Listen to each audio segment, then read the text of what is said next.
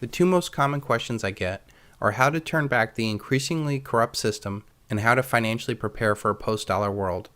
This does not surprise me since fear and greed are the two most powerful motivators known to man. What will surprise you is that for once, the answer for both questions is the same. Buying physical silver is the greatest act of wisdom and rebellion that any American could and should be doing right now.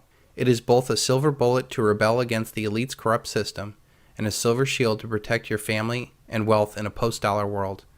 Buying physical silver is a non-violent, non-compliant resistance.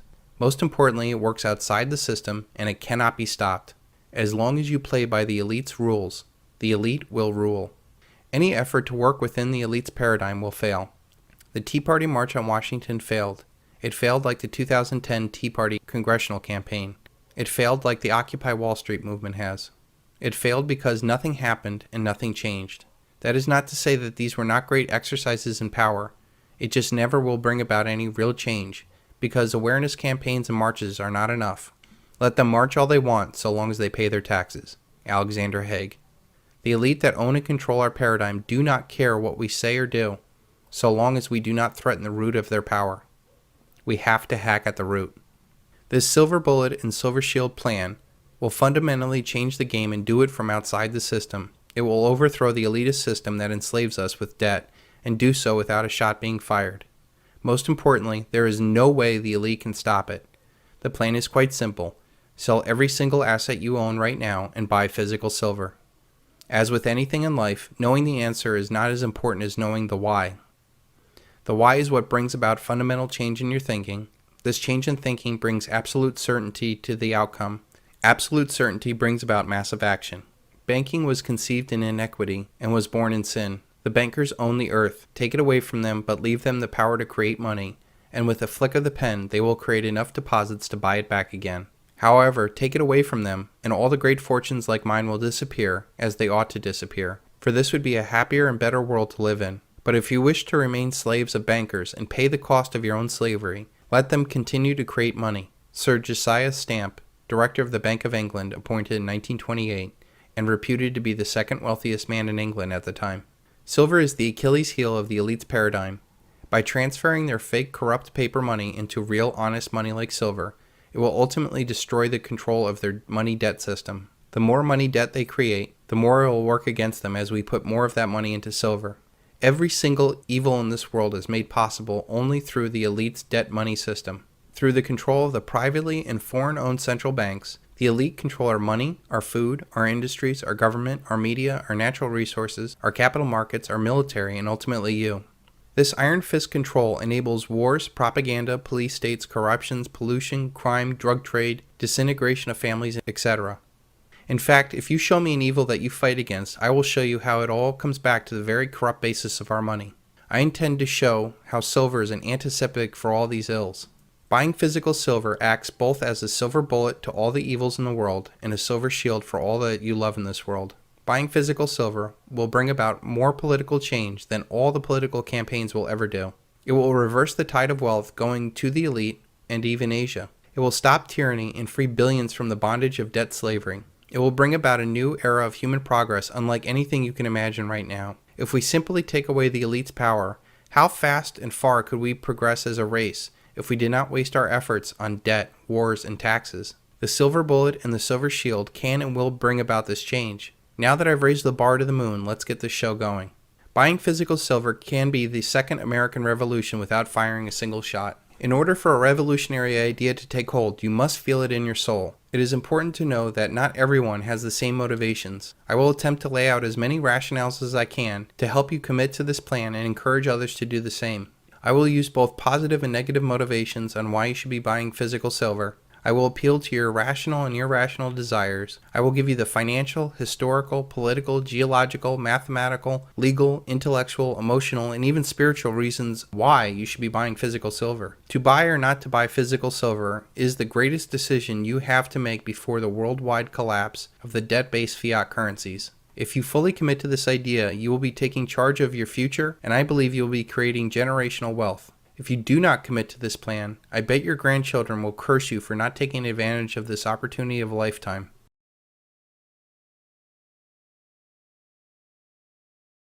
Throughout history, silver has been used as money in more times and more places than gold. To function as money, a monetary item should possess a number of features. It needs to be a medium of exchange. It should have the liquidity and be easily tradable. It should be easily transportable. Precious metals have a high value to weight ratio, and it should be durable. To be a unit of account, it should be divisible into small units without destroying its value. Precious metals can be coined from bars or melted down into bars again with a low percentage cost. It should be fungible, that is, one unit or one piece is equivalent to another unit, which is why diamonds and works of art and real estate are not suitable as money. It must have a specific weight or measure or size to be certifiably accountable. The third feature is that it needs to be a store of value. It should be long-lasting, durable, and it must not be perishable or subject to decay. It should have a stable value. It should be difficult to counterfeit, and the genuine must be easily recognizable. Today's silver is not used as money since it does not circulate, but it still provides a crucial role as a store of value. Why do silver and gold have value? Why is gold worth some 20 bucks an ounce? I don't know, because it's scarce. 1,000 men say go searching for gold. After 6 months, one of them's lucky. 1 out of the 1,000. This find represents not only his own labor, but that of 999 others to boot. That's 6,000 months or 500 years, scrabbling over mountains, going hungry and thirsty. An ounce of gold, mister, is worth what it is because of the human labor that went into the finding and the getting of it. Now think about how much energy, labor, ingenuity, and time that goes into finding that silver and refining it. The mining company produces silver bars, the composition of which is 93 to 97% pure silver. It sells the bars to a refinery, which further purifies them for sale to industries. The action begins down in the mine, where geologists point a niton gun at various spots in the rock face. The device detects the levels of 40 different elements, including silver. Silver in its natural state isn't silver-colored at all. It's charcoal gray. Those silver-looking deposits are actually zinc and lead. Miners drill holes in the silver-rich areas the geologists pinpointed, then insert sticks of dynamite.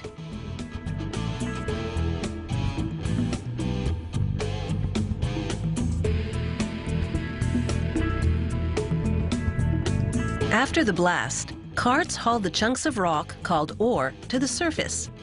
Geologists then test ore piles and blend them as required to achieve a consistent amount of silver content per kilogram of ore. The ore first goes into the primary crusher. The machine's huge steel teeth break up the big chunks into smaller pieces. Those pieces then drop through grates below into the secondary crusher, which breaks them down into even smaller pieces. Those go into vibrating cone crushers, which pulverize them into tiny pieces.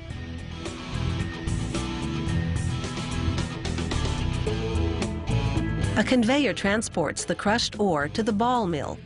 At this point, the ore pieces are roughly 6 millimeters big.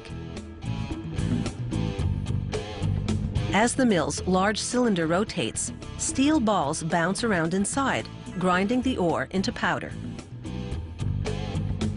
A water circulation system flushes the silver-rich powder out of the cylinder and into large tanks which keep the water moving. To separate and dissolve the metals the powder contains, workers pour in acid. 72 hours later, the rock waste now settled at the bottom, the solution containing dissolved silver is pumped through filter presses. The filter plates are treated with a zinc-based chemical which attracts silver molecules. As the solution passes through, the plates trap particles containing silver, forming a layer of black powder called silver precipitate. This precipitate is composed of approximately 50% silver and 50% waste, the waste being a jumble of various metals, dirt, and other impurities. To separate the silver from the waste, they first dry the precipitate in a gas furnace for a couple of hours.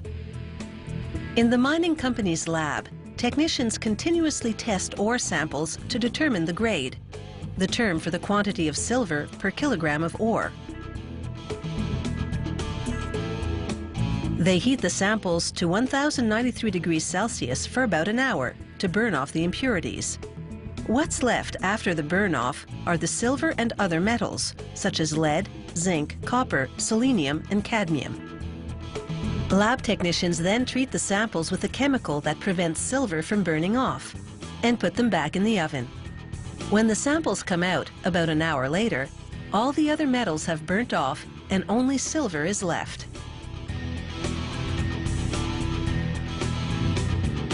They weigh the silver and compare it to the weight of the original sample in order to calculate the grade.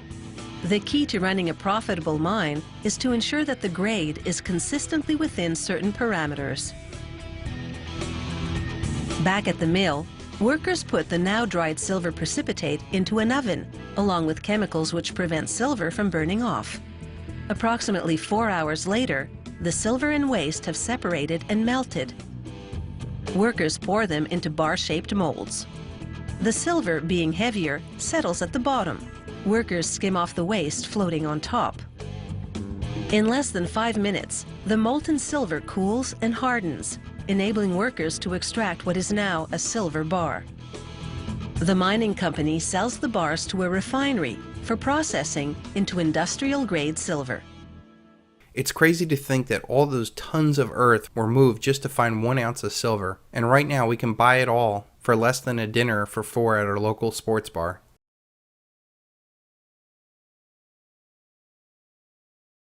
Why should I choose silver and not gold?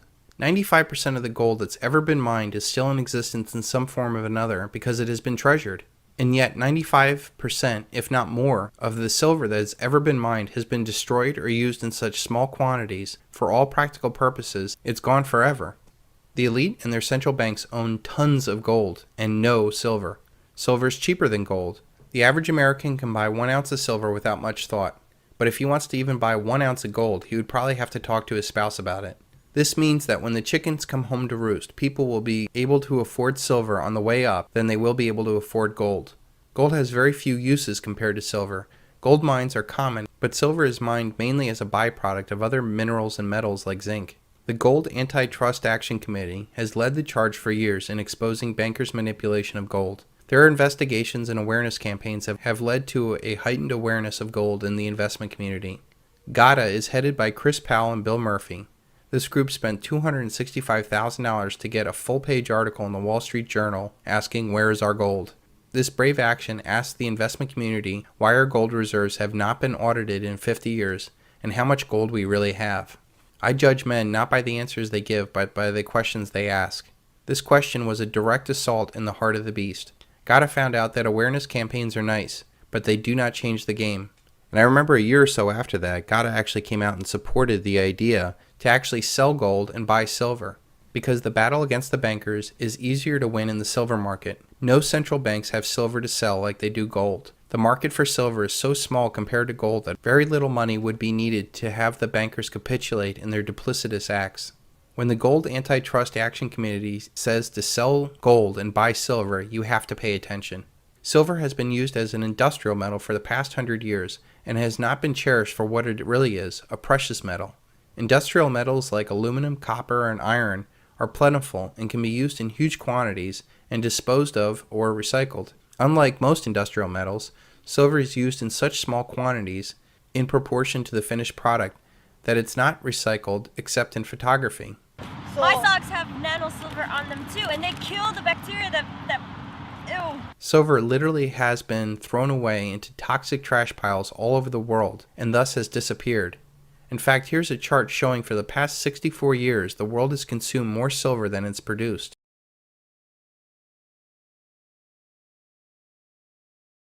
Silver is an indispensable metal. Next to oil, silver is the most widely used commodity ever, and it has more than 10,000 uses. As technology progresses and expands, silver's usefulness will explode even further. Its unique characteristics are unlike any other commodity in the world. It is the most reflective of all metals. It is the greatest conductor of both heat and electricity. It strongly resists corrosion. It is the second most malleable and ductile metal next to gold. It has recently been discovered to be a very effective antimicrobial and bacterial metal. It's used in batteries, bearings, brazing, soldering, catalysts, clothes, coins, electrical components, electronics, electroplating, photography, medical applications, jewelry, silverware, mirrors, coatings, solar energy, and water purification. Silver is generally used in such small quantities, and its unique characteristics make it irreplaceable. This is what makes its price inelastic. All commodities have a self-correcting price mechanism except for silver. If a commodity's price rises too high, demand drops off as people seek substitutes or supply rises to meet the demand, thus lowering the price. This mechanism does not exist for silver. Silver is typically used in very small quantities and high-tech components, and there is no substitute for it. So a manufacturer or customer will have to absorb any price increase. Silver is now starting to be used in clothing to reduce odors caused by bacteria. What is remarkable about it is that by weight, silver represents only 1/40,000th of the total of inputs on that shirt. When used in such tiny quantities, silver's price is almost irrelevant. Over 20 million tons of polyester sportswear produced every year. The textile industry consumes 1,200 tons of silver annually. That's 38 million ounces.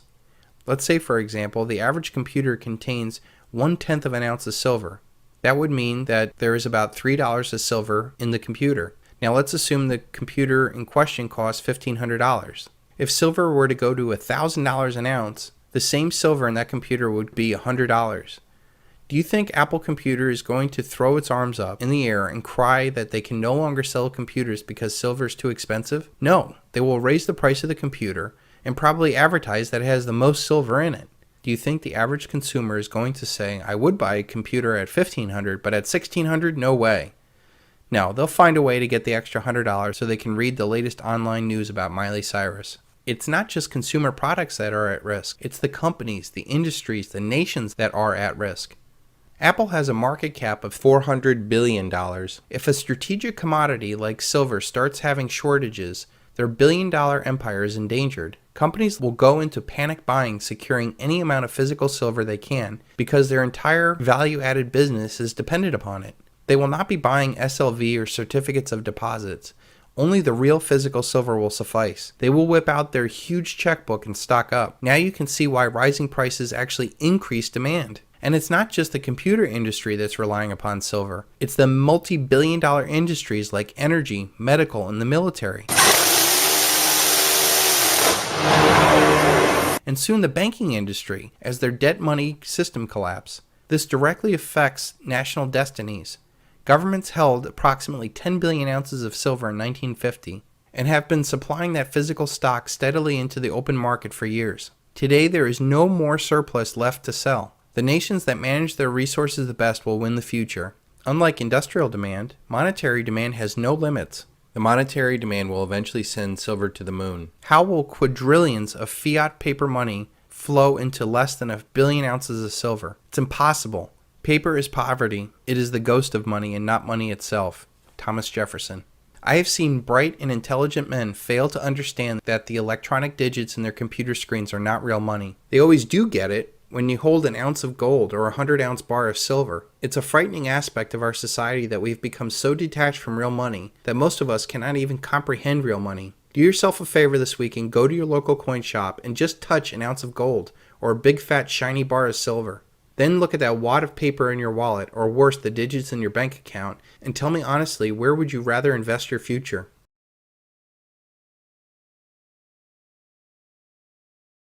Infinite money in a finite world. The irresistible force paradox asks, what happens when an irresistible force meets an immovable object?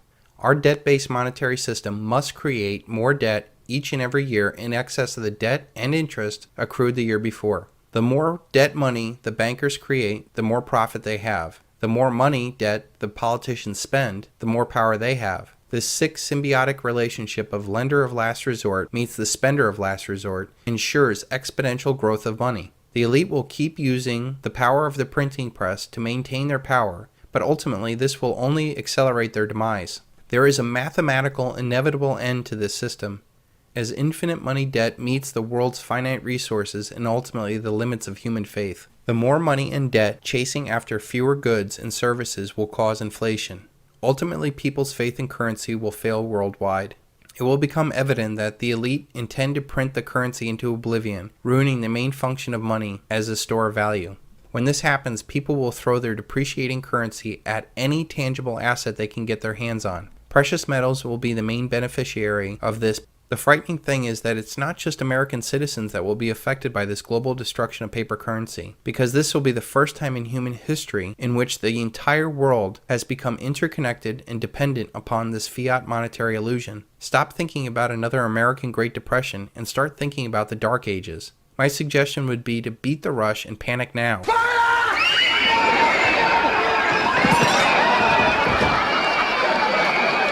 People are concerned with overpopulation, unfunded liabilities, global warming, and peak oil. For the most part, these are scary campfire stories the elite pawn on us to scare the masses into larger global governance. One key flaw to all these theories is that they rely upon our current monetary order remaining in place. Since the time of the Tower of Babel, man has built systems that work against the natural laws of our world. This has accomplished great feats, but like most man-made systems, they're built on the idea of pushing to the extremes and not focusing on balance. Inevitably, all things that go up must come down, and our monetary system is no different. With the collapse of the monetary order, all these theories and problems will cease to be issues, because they will be self-corrected by the end of the one thing that makes them possible: exponential growth of money and debt. When this current monetary order dies, so will millions if not billions of people, as an era of unlimited money comes to an end. Think of the millions that are on food stamps that have no support system to carry them. Think about the billions of dollars in food subsidies ending, food riots, skyrocketing food and fuel prices globally. In this hyperinflationary collapse of the world's money, I predict that up to 90% of your money will go towards food and fuel. Not your mortgage, not your car payments, taxes, tuitions, medical bills, or anything else.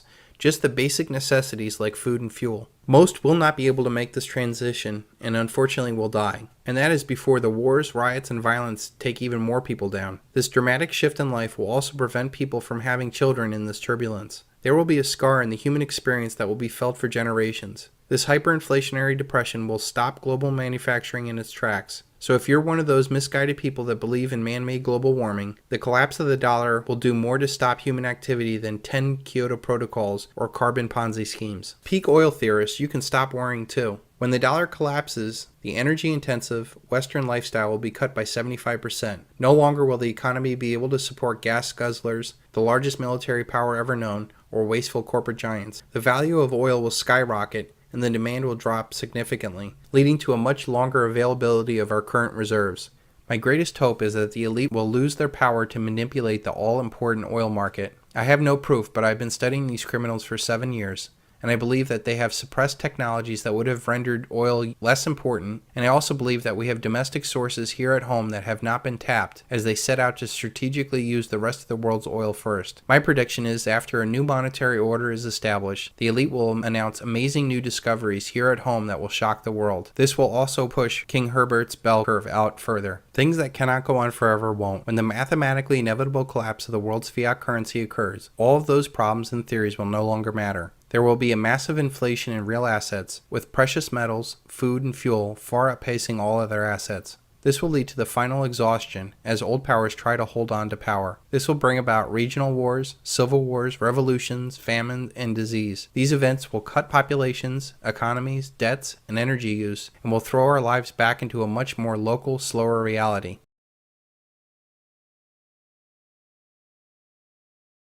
Silver has another awesome quality. It has a alloidial title to it. If you hold it, you own it. Almost every asset you own is controlled by somebody else.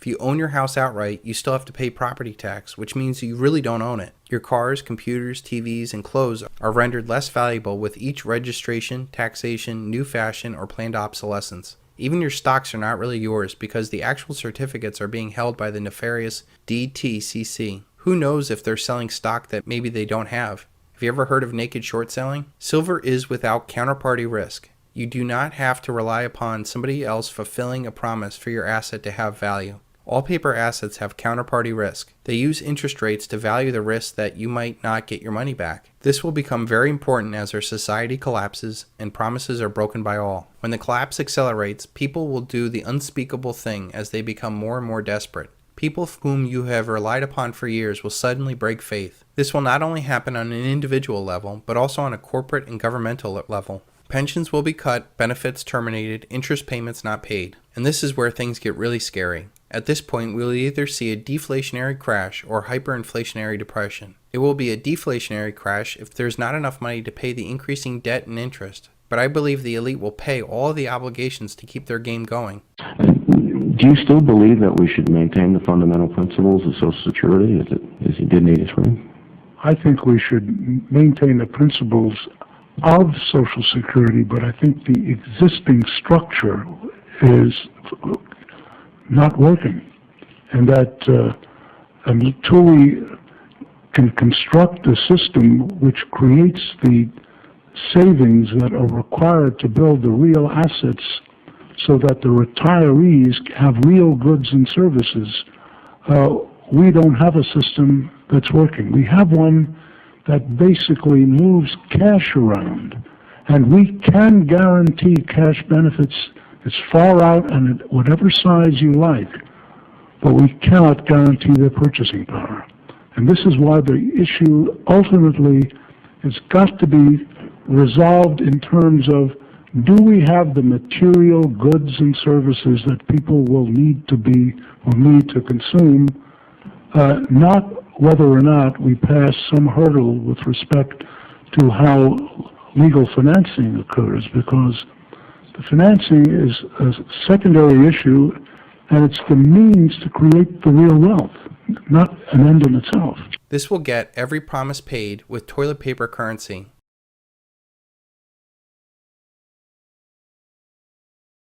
During the height of the Roman Empire, the average day's pay for the average soldier or worker was the silver denarius. The denarius was 1/10 of an ounce of silver and very similar to our silver dimes of yesteryear. What I find amazing is the implied value of this coin into our modern lives. This dime of the Roman Empire was the average day's pay for the average worker. It paid for all the living expenses of a man and his family, food, shelter, clothes, taxes, and maybe a little fun from time to time.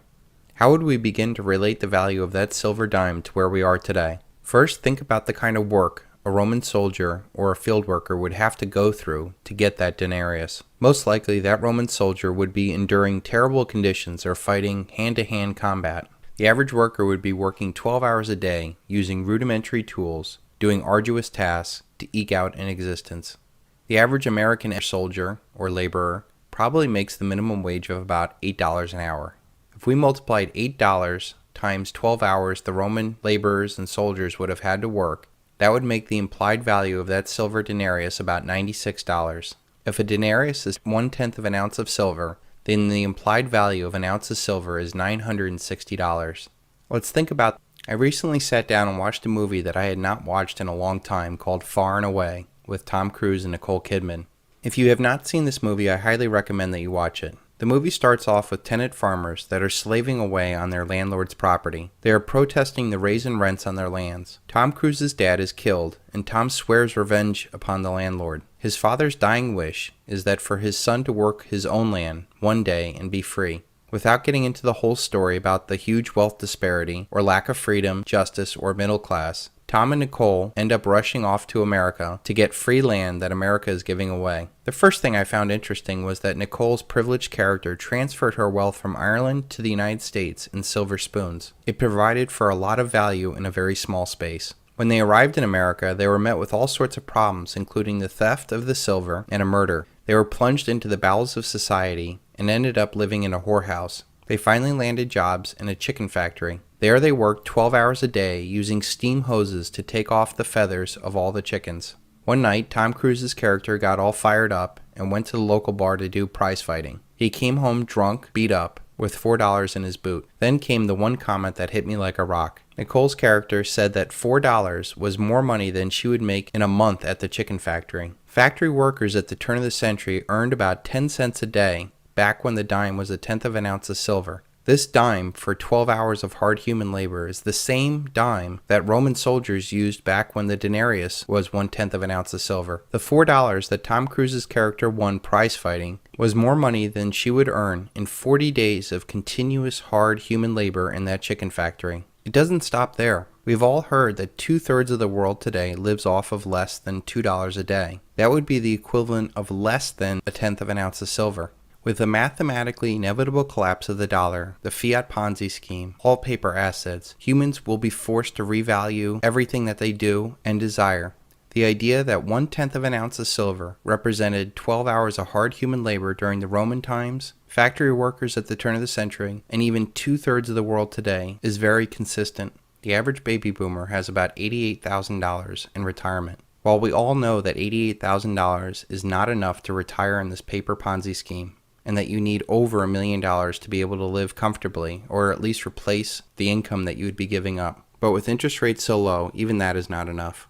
For $33,000, one could easily purchase 1,000 ounces of physical silver. If you value that silver not in terms of dollars, how many days of hard human labor that represents, you can start seeing a different way of life. Each ounce of silver represents 10 days of hard human labor throughout all of history and even 2/3 of the world today. 1,000 ounces would represent 10,000 days of consecutive hard human labor, or over 30 years of work. Think about the historical significance of the average person being able to afford 1,000 ounces of silver. I had studied kings of England who did not have 1,000 ounces of silver in their coffers. In fact, for over 800 years, England had to use a tally stick system to act as currency in their country. During the fall of the Roman Empire, barbarians were at the gates of Rome and said that if Rome could pay 1 ton of silver, that the barbarians would go away. The Roman Empire could not or would not come up with a ton of silver to pay off the barbarians, and they were sacked. Today, that same ton of silver would cost just over $1 million. In the United States alone, there are over 11 million millionaires in the United States. Quite feasibly, one of these millionaires could liquidate their paper assets, retirement funds, stocks, bonds, and real estate, and easily afford 1 ton of silver, that which the Roman Empire could not or would not provide during its time of need. For about the cost of a new car, the average person can go out and buy 1,000 ounces of silver. The historical significance of that purchase is truly amazing. Even if you can't afford to buy 1,000 ounces of silver, think of all the silver that you buy in terms of days' labor. Can you buy 100 ounces of silver? That would represent 1,000 days of hard human labor throughout all of history and 2/3 of the world today. Even if you can only afford to buy 10 ounces of silver, that's 100 days of hard human labor when this paper paradigm collapses. Think about the buffer that could provide you and your family. The best estimates of the amount of silver that I see available are that there are 1 billion ounces of physical silver available. There are 7 billion people in the world. If all that silver was evenly divided amongst all humanity, that would represent about 1/10 of an ounce of silver. But we all know that silver is not dispersed evenly. Silver is being accumulated into stronger and stronger hands, who will not sell this physical silver so long as this paper paradigm exists. For about $2.50, you can go out and buy a mercury dime. Each dime you buy represents 1 day's buffer of food, shelter, and clothing for you and your family. The choice to me is simple. Forego 1 coffee or beer while times are good and buy a mercury dime, or work for 12 hours of hard human labor during desperate times.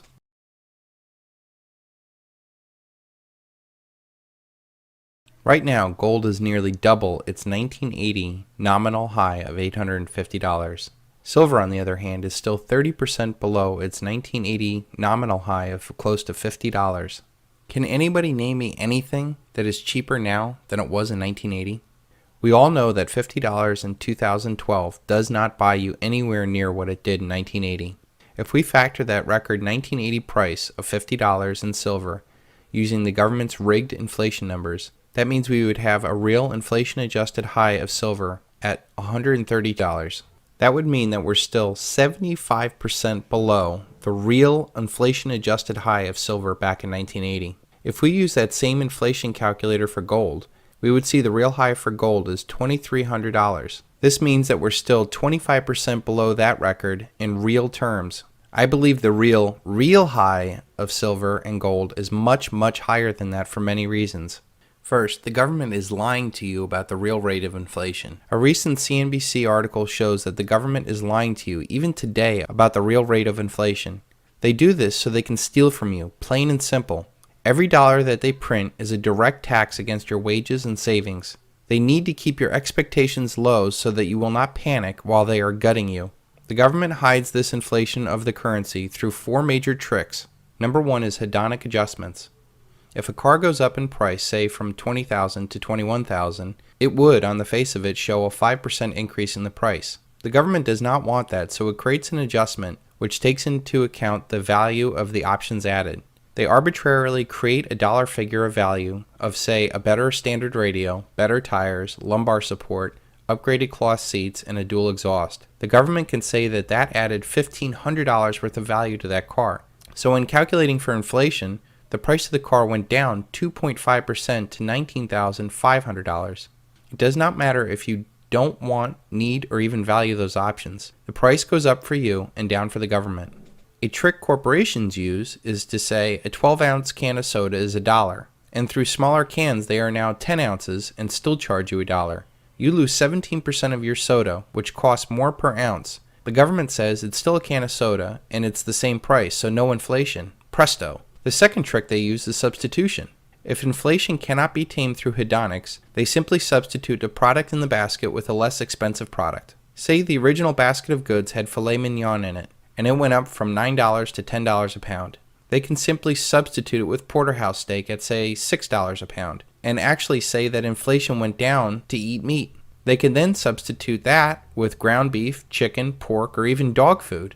The very fact that people would substitute a higher product for a lesser one because of cost is clear evidence of inflation, and yet they use it to understate it. If housing remains too expensive, they use rental rates. Remember, it's all about containing your expectations. The third trick they use is weighting. When that does not work, the government changes the weighting of a hotter category with a lesser one. For example, healthcare and education are notorious for rising costs.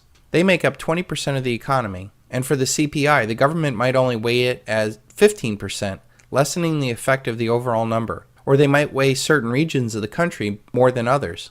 Or they might weigh discretionary consumables that are known to be falling in price, that we buy infrequently, and that are not vital to the necessities that we need and buy every day. The fourth trick is, when all else fails, they just don't count it at all. Left out of all these real inflation equations for the government are the most essential parts of our lives: food, energy, and taxes. I don't know about you, but these three things are the things that I care about most in my budget. In addition to these internal tools, the government can export inflation by sending money overseas so it never hits our economy. Also, if money can be pushed into stocks, it does not enter the real economy, and that also benefits the elite, especially when there is an orchestrated fleecing of the public through crashes. So there were the four tricks that the government uses to lower our expectations on inflation. They use hedonic adjustments, substitution, weighting, and subtraction. This allows the government to post benign inflation of 2.4% when the real rate is easily over 10%. So if the real rate of inflation is 4 times higher than the official CPI number of silver and gold, that would put the real high of silver at $528 and gold at $9,220. This is a much more realistic number because the money supply in the United States has been vastly increased since 1980. Using the broad component of M2, there is approximately 10 times the amount of money in the economy. So if silver was at close to $50 in 1980 times, 10 times more dollars in circulation would mean that silver is close to $500, and gold should be close to $8,500. With those numbers in mind, we are still miles away of hitting any real record in gold and silver. And this is just one factor in the price of silver. When you realize that there is a lot less silver in the world since 1980, $500 is too low. When you realize that there are 50% more people in the world since 1980, $500 silver is too low. When you realize that only about 15% of the world's population even had the opportunity to participate in the bull run of the 70s and 80s, $500 silver is too low. When you realize that there are a lot more dollars, euros, yen, yuan, and other currencies of the world since 1980, $500 silver is too low. When you realize that we are going to have a mathematically inevitable collapse of all fiat currencies, all paper assets like stocks, bonds, and real estate, silver is actually priceless.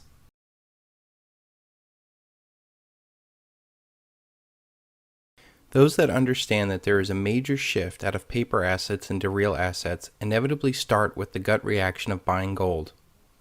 In short, gold is the gut reaction because people do not have the real understanding of why they are buying gold. Sure, they get that it's rare. They might remember their grandfather saying to buy gold, but they have not gone through the educational process to truly grasp what they are doing. When I got out of paper assets, the first thing I bought was gold. It was a gut reaction. The more that I learn about silver, the more I realize that silver was the smart decision.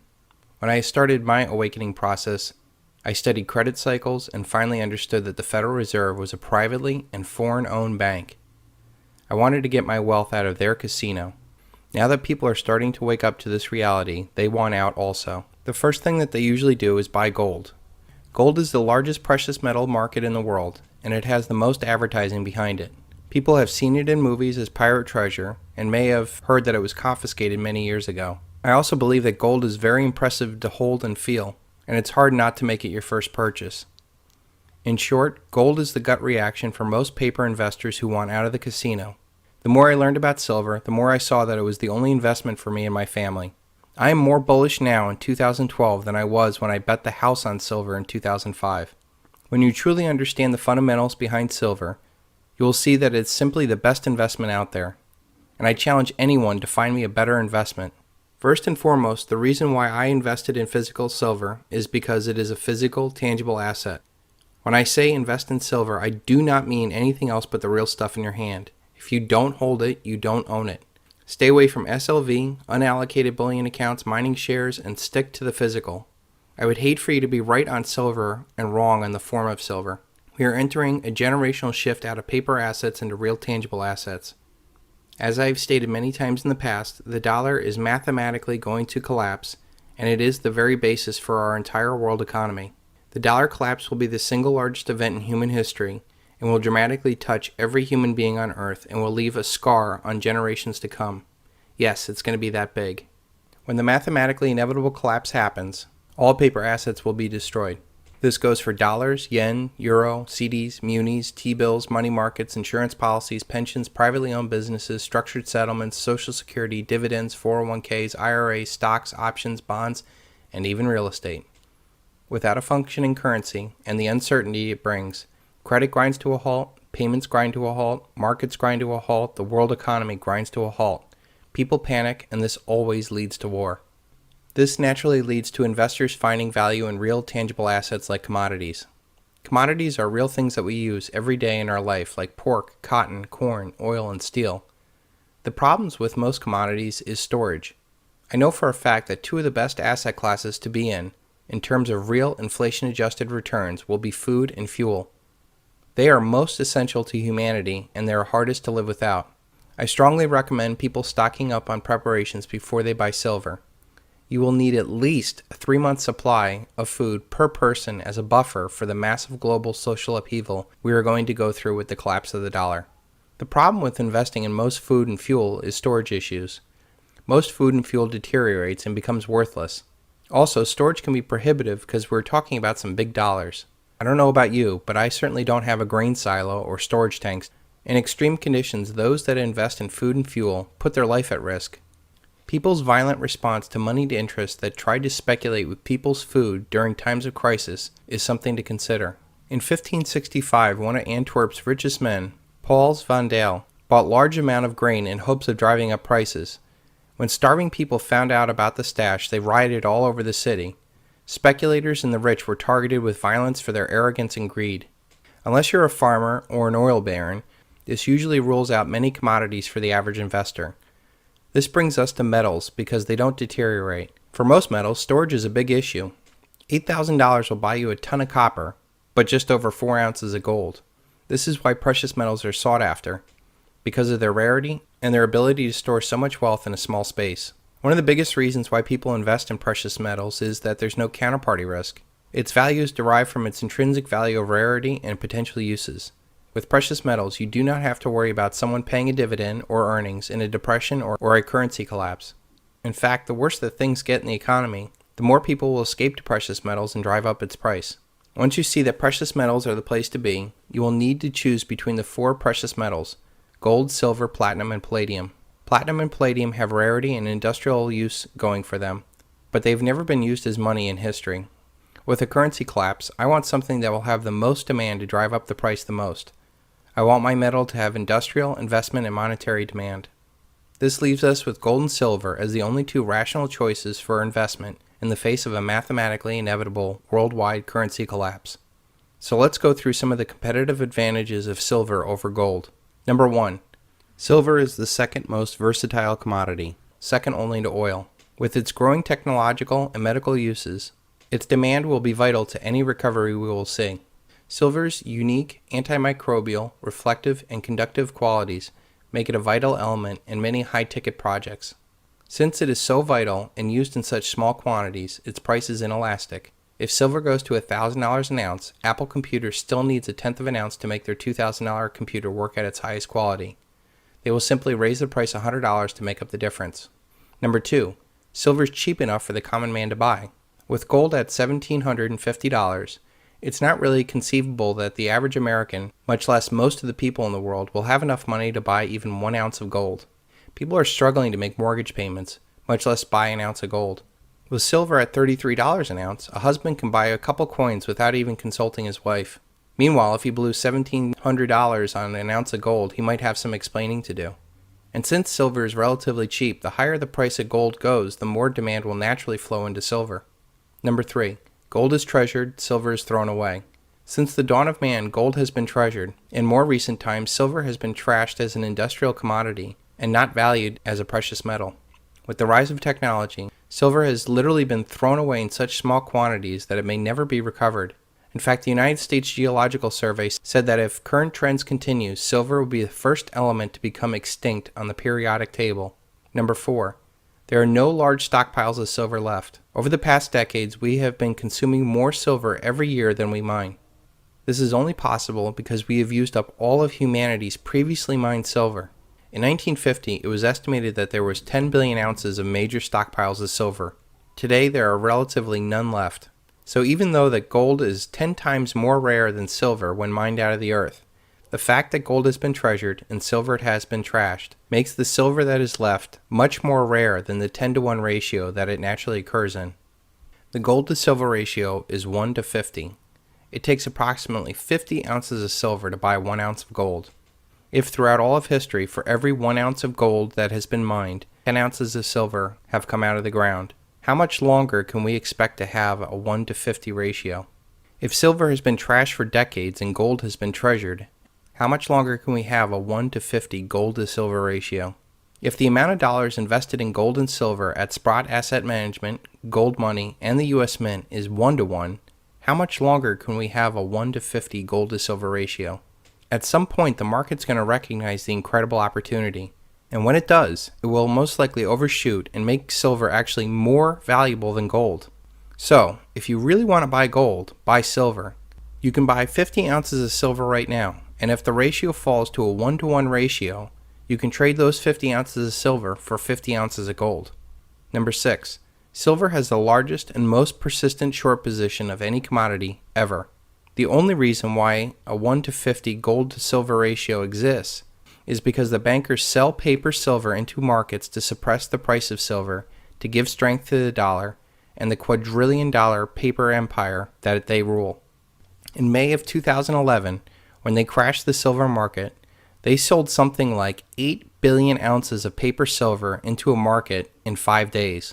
There is only 1 billion ounces of silver mined every year globally. This massive naked short position will unwind the day that they cannot deliver the silver that they promised. Number 7. The bankers are running out of silver and time. The COMEX registered silver inventory now stands at 35 million ounces. A little over $1 billion would completely empty the largest stockpile of silver.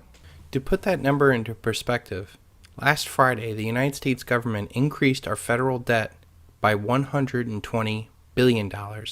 That $1 billion of registered COMEX silver would represent 12 minutes of increased federal deficit spending. If you see that quadrillions in paper assets are going to fail, and that most commodities are not suitable for investment, and how small the silver market is, it does not take a very large stretch of the imagination to think what will happen when people try to get into this market. Since the gold market is so large, I think that we will see central banks and major institutions buying gold. But if they dumped $1 billion into silver, they would explode the market. $1 billion into the gold market would hardly make a ripple. Number 9. The majority of gold owners are bankers. If you look at the largest stockpiles of gold in the world, most of the owners are central banks of the world. The very guys that are destroying the paper markets are the largest owners of gold. There is not one central bank that I know of that even owns an ounce of silver. Since silver has been used more times as money throughout history than gold has, Logic would dictate that at some point, central banks are going to want to buy silver, and there's so few of it left. Number 10. Gold bullion is more reported than silver bullion. Gold is reported on twice as much in the media as silver. I would bet that if you only looked at major media, gold is probably reported 100 times more than silver, since silver is almost completely ignored. The only time I have ever seen silver reported is when we get a major smackdown in price and the mainstream propagandists strike fear in their consumer slaves on how scary the silver market is. When the dollar collapses, people will be clamoring to find answers, and they will naturally find silver. As the awareness of silver grows, so will its popularity. I believe at some point, silver will be more popular than Justin Bieber.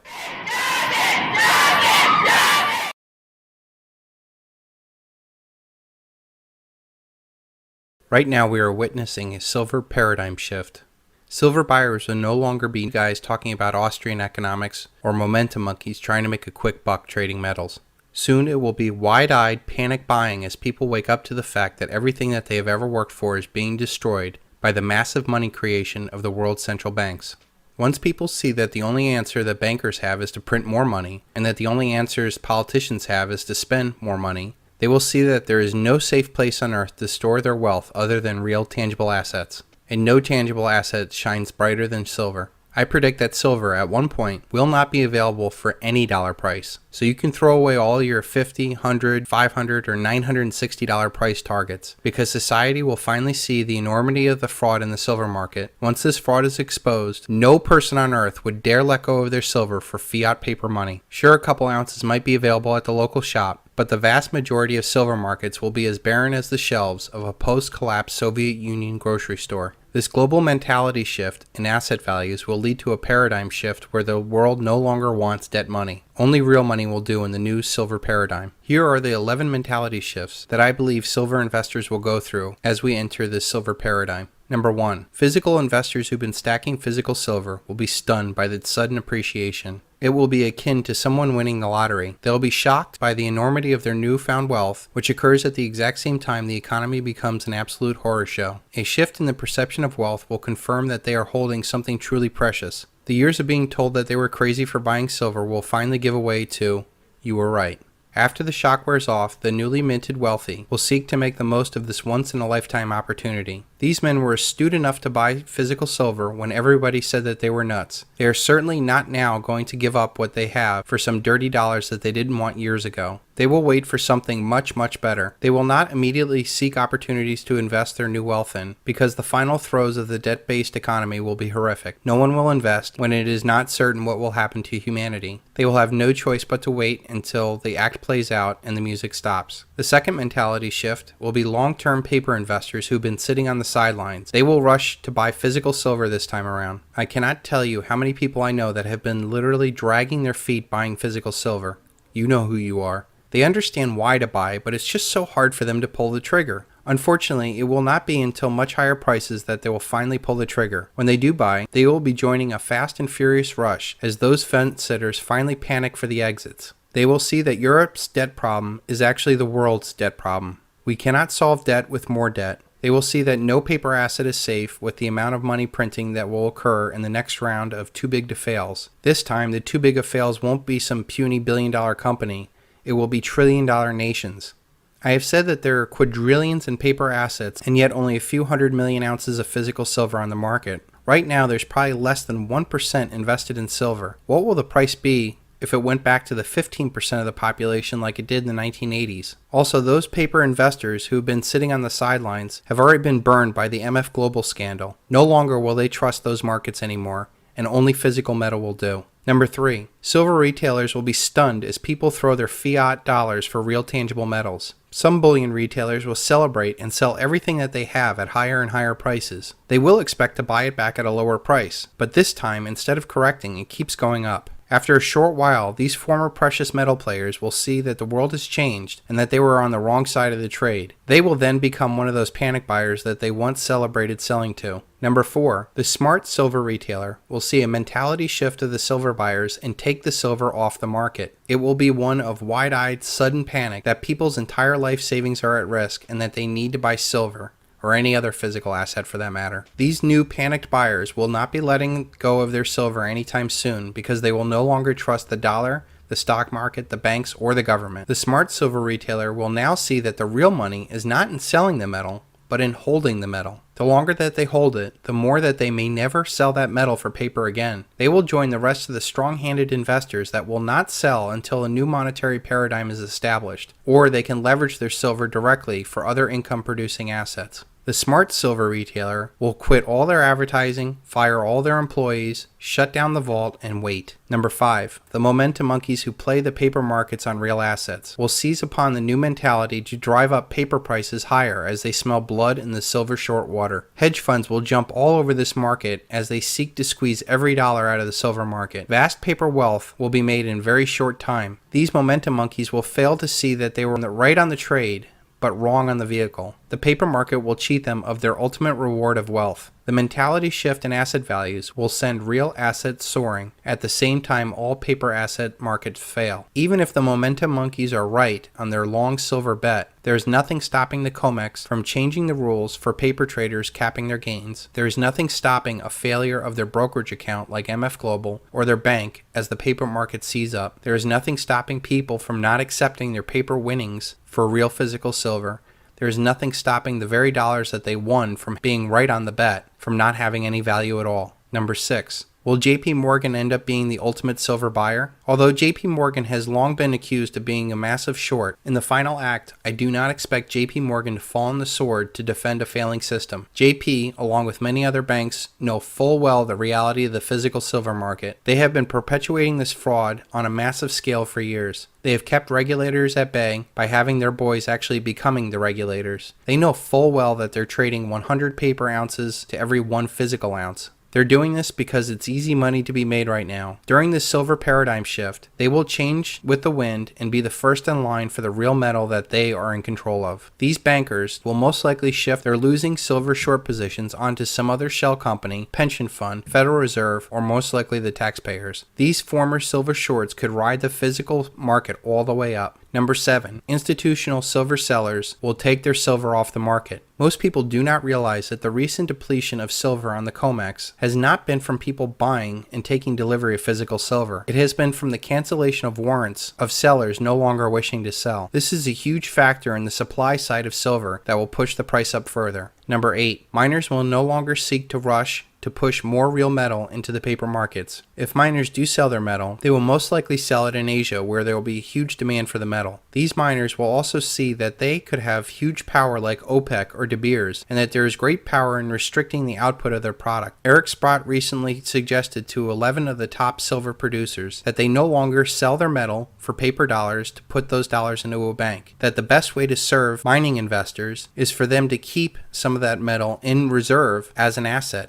instead of selling it out onto the market. This is especially important because most silver is merely a byproduct of mining of other metals. Smart miners would be wise to sell their zinc and other metals and keep their silver byproduct as profit. The silver would grow in value and not be taxed. Since they never sell it, there is no tax on its increasing in value. The increasing value would be monetized through the appreciation of the stock price as their balance sheet becomes more and more attractive. Number 9. Corporations that were once comfortable with paper contracts guaranteeing delivery of their metal will want immediate physical delivery. Silver is such a strategic metal and is used in such small quantities. There are billions of dollars in corporate valuations at risk. If corporations cannot secure the basic components of their products, companies like Apple will whip out a big fat checkbook, and only the real thing will do. Corporations will use their power to create a stockpile which will add to further demand. Most likely they will bypass the paper markets altogether and deal directly with the corporations who mine the silver. What a power shift that will be when tech giants have to go hat in hand to a small mining company to get their metal. Who knows, maybe these tech giants will use their wealth and buy the whole mining company. Number 10. Mining nations will make their move. So many mines are in nations that can and will, at the drop of the hat, nationalize mines. Nations will be facing tremendous social upheaval and will not hesitate to steal wealth from mines that rest in their lands. China was once the largest exporter of silver only 5 years ago and is now the largest importer of silver. Bolivia was on the verge of nationalizing its mines last May. They could now pull the trigger anytime that they want. Even in the United States, do you really think the thieves in Washington will not steal from the mines in America? Or the silver on the COMEX? Or SLV? Or even its citizens? For the record, I do not think that they will go for little guys like us. First, the majority of silver holders are smart enough to hide their silver beyond the sight of the federales. Second, the majority of silver owners I know are former military, gun owners who don't trust the government. They will never willingly give up their silver to anyone any more than they would give up their guns, food, or children. And if they won't give it up, what are they going to do? Send a SWAT team to grab some mercury dimes that may or may not be there? That will go over well. Finally, I believe that the government will have much bigger problems on its hands, with riots, wars, and starvation, to mount any effort of confiscation. And all of this assumes that these bozos in Washington and New York even understand how important silver is. Number 11. The anti-hegemon makes its move. I have written before that there is a group of nations that have not benefited from the current world order and are seeking a way to end it. They have been very wise not to agitate the mortally wounded beast of the Anglo-American Empire. They have been sitting on the sidelines, sharpening their knives, waiting for the right time to carve up the remains. China is leading these nations with their huge dollar reserves and opening up new markets like the Pan-Asian Gold Exchange and the Hong Kong Mercantile Exchange. These nations are using their paper assets to buy real assets all over the world. China is now on every continent buying oil, farms, and mines. They do not waste their wealth on frivolous showcase properties like the Japanese did when they bought golf courses or Manhattan skyscrapers. They're buying assets that will be the basis of real power in the new paradigm. All of these mentality shifts and real asset values will ultimately lead to a silver paradigm shift in power. Those that have real assets will be the ones making the rules. Those investors who have physical metal will finally have the upper hand over the paper manipulators. Those miners will finally become more valuable than frivolous companies like Facebook. Those nations that have natural resources will have the upper hand economically over nations that have nothing else to offer but debt and death. A shift in power will be from those who produce nothing to those that produce something.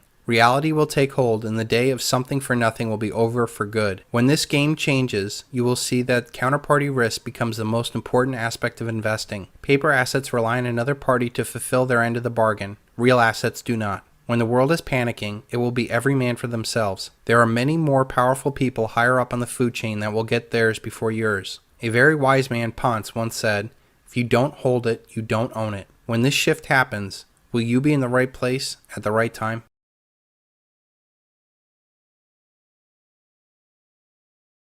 There are 3 demands of silver that will drive silver to untold heights over the next decade.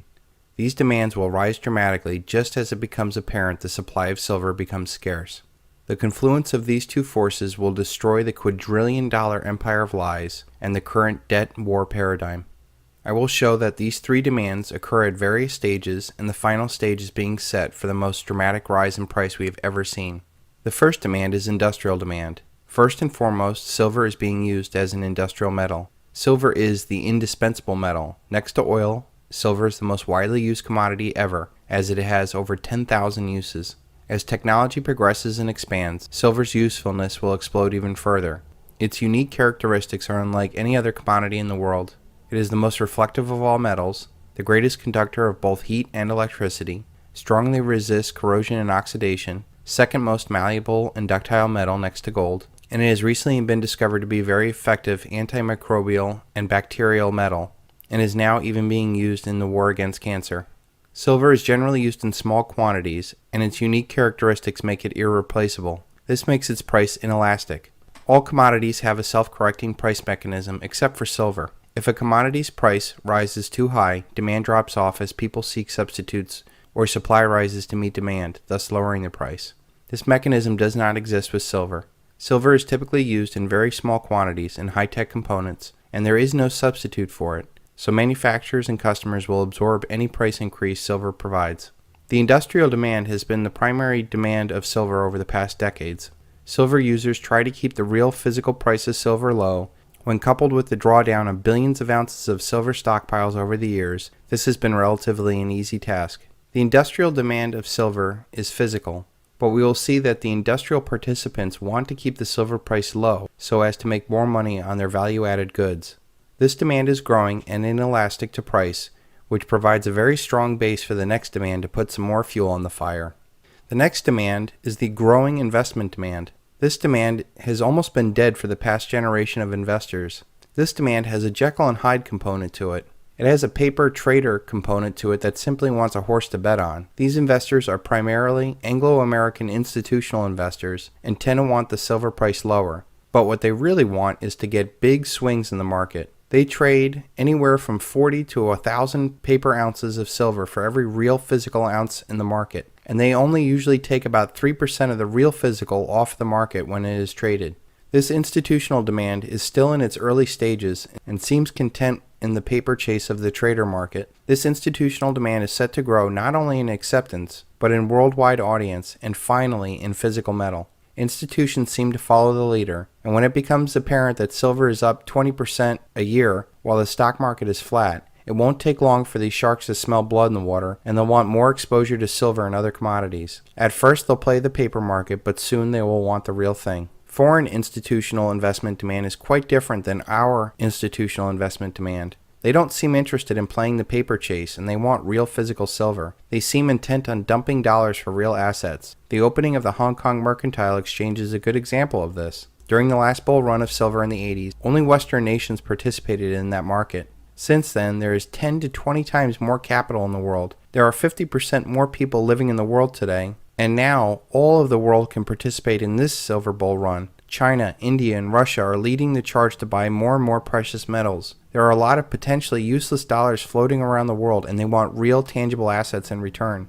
This type of foreign institutional investment demand wants higher prices and has the potential for backing the final demand, which will catapult silver into the stratosphere. The final investment demand is private investors. These investors typically want physical and only dabble in the paper trader market. These investors buy and hold, and they differentiate themselves from the other demands that specifically want a higher price for their investment. They plan on dumping their toxic paper assets and getting real physical assets outside of the paper chase. These investors are like ants, constantly taking food off the table and storing it for a rainy day. This demand is joining the industrial demand and taking real physical metal off of the market. But unlike the industrial users, the investment demand of private investors strictly want higher prices. The final and completely absent demand in this world is monetary demand. Silver has absolutely no monetary demand in the world. It is used in things and invested for protection against inflation, but nowhere in the world can you just buy things with it. I believe that with the mathematically inevitable collapse of the worldwide currencies, this new monetary demand will push silver through the sky. Some countries or local communities will monetize silver, and as history has shown, money goes to where it's most appreciated. All of humanity will be crying out for real money as they try to recover from the fiat something-for-nothing dream. This third and final demand, of monetary demand, is insatiable, as no one can ever have too much money. We have seen that industrial demand has been the driving force behind the silver market for decades. This demand wants cheap silver so as to make more money on their finished goods. This combination of cheap prices and more uses has pushed silver inventories to the brink, which attracts the next demand. Institutional investment is just now starting to catch up with a decade of silver outperforming almost every paper market. The dominant Anglo-American investment demand has primarily wanted lower silver prices as to not take away too much power from their paper money illusion, but they really want a paper asset to bet on. The final two investment demands are just now starting to take over the market. They want higher silver prices and primarily want physical silver. These investors are surrounding the elite and will eventually take control of the entire silver market. Finally, we have the monetary demand that only wants physical and only wants higher purchasing power. The foreign institutional investors and the individual investors will be more than happy to take their physical silver and spend it wherever monetary demand is most appreciated. This will not happen until after the mathematically inevitable collapse of the world's fiat currencies.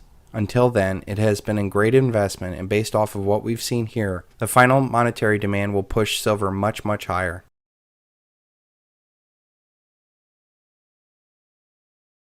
I realized very early on that using the dollar as a measuring stick was a trick the elite used to manipulate the masses. Through the insidious process of inflation, the elite can shift power from us to them. The more money they print, the less the dollar buys. When you understand that prices are not necessarily going up as much as the purchasing power of the dollar is declining, then you have made an important intellectual leap.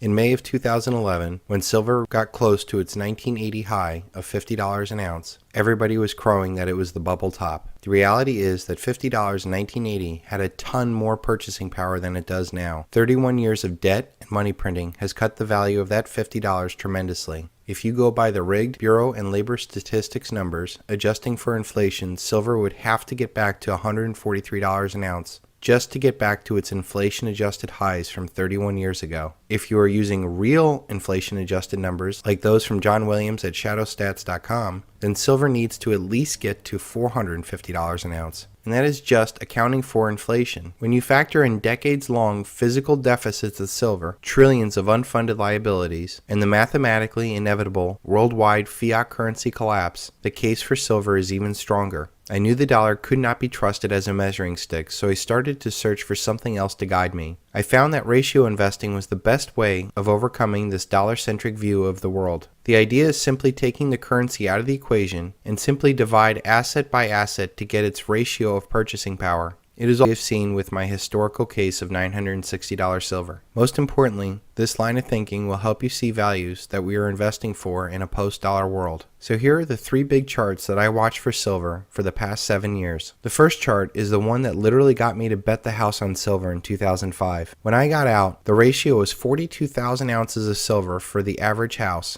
Now it is close to 6,000 ounces for the average house. Using the ratio, so far the real purchasing power of silver has gone up over 600%. That's great and all, but I believe that we have much further to go. I can tell you from first-hand experience that we are nowhere near the bottom of housing. First, until jobs come back, there will never be a recovery in housing. There is a huge shadow inventory in housing of either foreclosed homes held off the market or homes where people have not paid their mortgages in years. Then there's the whole MERS mess, the mortgage electronic registration system that has not been resolved. Think about how many houses were sold with fraudulent documents. I mean, would you feel comfortable buying a house with a title that the bank may not even own? We also have ridiculously low interest rates that are artificially supporting the housing market. I'm not that old, but I seem to remember when 3.9 was a pretty good deal on 60-month financing on a car, and now we have that for 30-year mortgages. If you are like me and believe that inflation is running at 10+% in the real world, when you factor in the stuff that the Federal Reserve does not, like food and fuel, you actually have negative interest rates in housing. Even with this incredible artificial support, we are now starting to look at a double dip in the housing market. Let's get 2 steps ahead of the crowd. Say things do go to hell in a handbasket. The dollar crashes, interest rates skyrocket, necessities like food and fuel moonshot, wars, civil unrest, cats and dogs are friends, mass hysteria. What would that do to housing? At the very least, it would make it impossible to finance your house. What's your house worth without a 30-year mortgage? If you have a house that is worth $250,000 and interest rates that are at 4.9%, and for argument's sake, say that we did not have to factor down payment, taxes, or maintenance, your payment would be $1,316 a month. That is maybe something that people can afford right now. What if we go through this dollar collapse scenario, which I believe is 100% mathematically inevitable, and you are lucky to find a couple that can afford that payment and they're willing to buy your house, but say now interest rates are at 10%. You would have to sell that house for $150,000 to get that exact same payment. You see, people don't buy homes or cars based off of the asset. They buy it based off of the monthly payments. What if interest rates went to 20%? That would drop that $250,000 home to $80,000. And all of that is contingent on that couple even having a job or a down payment or being creditworthy, which is becoming increasingly harder to find. I also believe that during this collapse environment, local governments will become so desperate that they will be raising property taxes on a declining housing market. We are 3 years into this housing depression, and most property taxes have either stayed the same or are higher than they were at the bubble. Another factor to consider is what is a McMansion worth if the cost to run the house goes up. $1,000 a month in water or electricity bills would certainly cramp any housing price. What if jobs don't come back and more people go to live at home with their parents? What if we go back to multi-generational housing? That would leave a lot of inventory on the market in addition to the huge overhang from the last bubble. One other thing to consider is your safety. What is your property worth in a city during riots or worse? The time to buy property is when there's blood on the streets. Baron Rothschild. So real estate is out in my book. The average home price is about $246,000. The 200-day moving average of silver is at $36. So we are at a 1 to 6,833 house to silver ratio. Judging by my first chart, we could still see a 400% real return still in the house to silver ratio just to get back to the 1980 high where the average house was $72,400 and silver popped to a $50 high, which would make that ratio 1 to 1,448. I still think there is a very strong case that we could blow by that because we are in much worse shape as a country than we were in 1980. The next big chart I look at is the Dow to silver ratio. And we are just now getting back to the mean average of the Dow to silver ratio. This is after 10 years of silver outperforming stocks. At silver's 1980 peak, it reached a 1 to 18 Dow to silver ratio. That would almost be a 2,000% real return in purchasing power if we were to go to that ratio again. I would argue again that we are in a much worse scenario than we were in 1980. This market is now admittedly being propped up by the plunge protection team and high-frequency robo-trading. The Greenspan put of the 90s has turned into the Bernanke guarantee.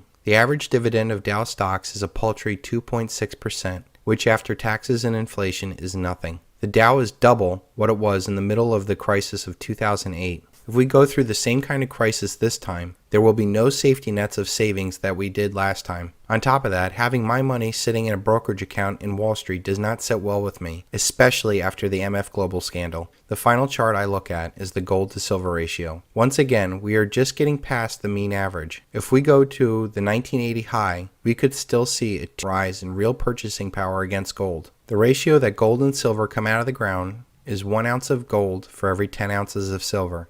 And yet there is a 1-to-1 ratio in the amount of dollars that goes into gold and silver with Sprott Asset Management, gold money, and even the U.S. Mint bullion sales. We understand that gold has been treasured as a precious metal and silver has been trashed as an industrial metal for decades. On top of all of this, the paper manipulation on Wall Street, with the Andrew Maguire testimony, I think we will overshoot the 1980 high of the 1 to 14 ratio. Finally, we have the mathematically inevitable collapse of the dollar. When this happens, all paper assets will get burned. Only real tangible assets will thrive. I cannot find another asset that has the opportunity that silver presents us today. When the day does come, when I find another attractive asset class, I will use my tax-free strategy that I present in the Ultimate Exit Strategy to plow my real purchasing power into a new asset. Until then, I will keep my eye on these 3 charts and keep holding my physical silver.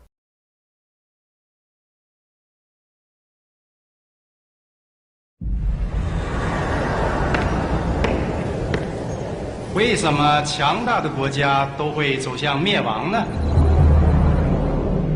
古希腊、罗马帝国、不列颠帝国、美国，因为他们都犯同样错误，与原来使得他们成功的原则背道而驰。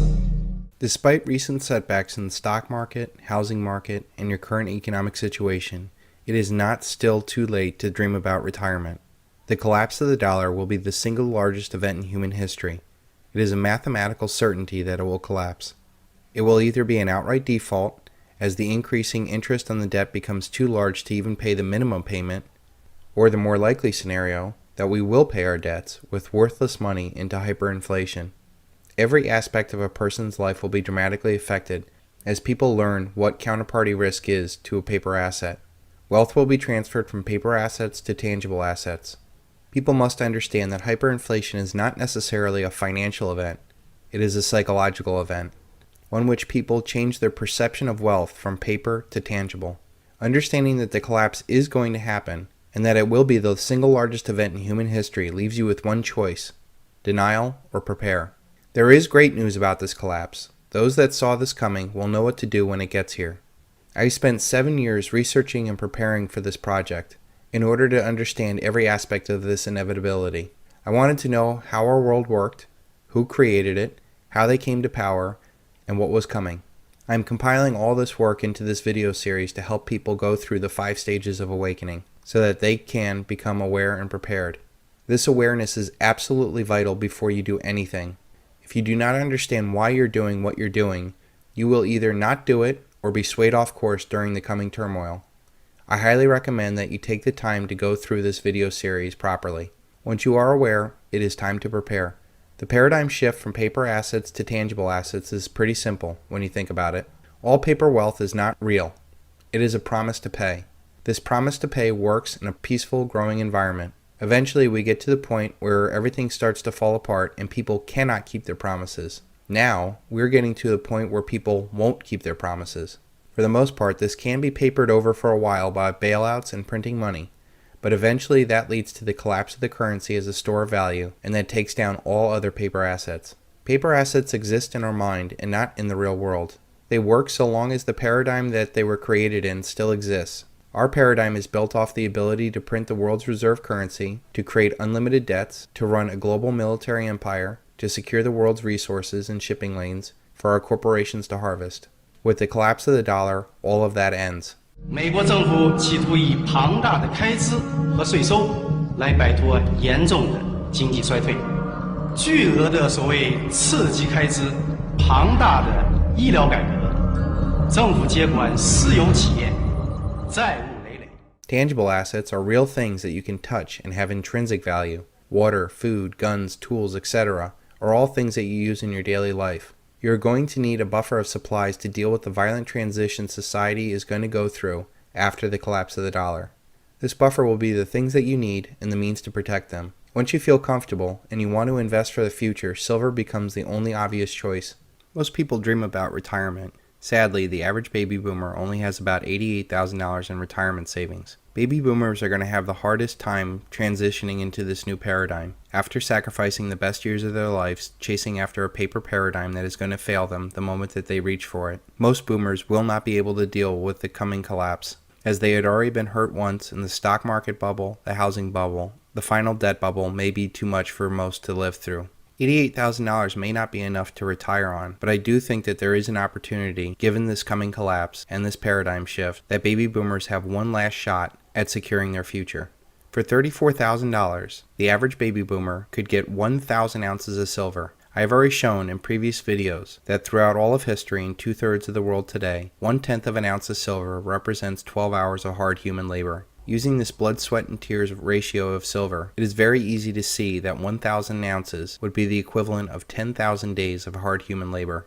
Think about how relatively easy an American could accumulate that much silver. The rest of the world that we are being driven to compete against in a global race to slave labor cannot even begin to think about buying that much silver, ever. And yet, for about half of what the average baby boomer has in their retirement account, they can accumulate what most of humanity could only dream of. 接管私有企业，债务累累。当然，我们是他们的大债主。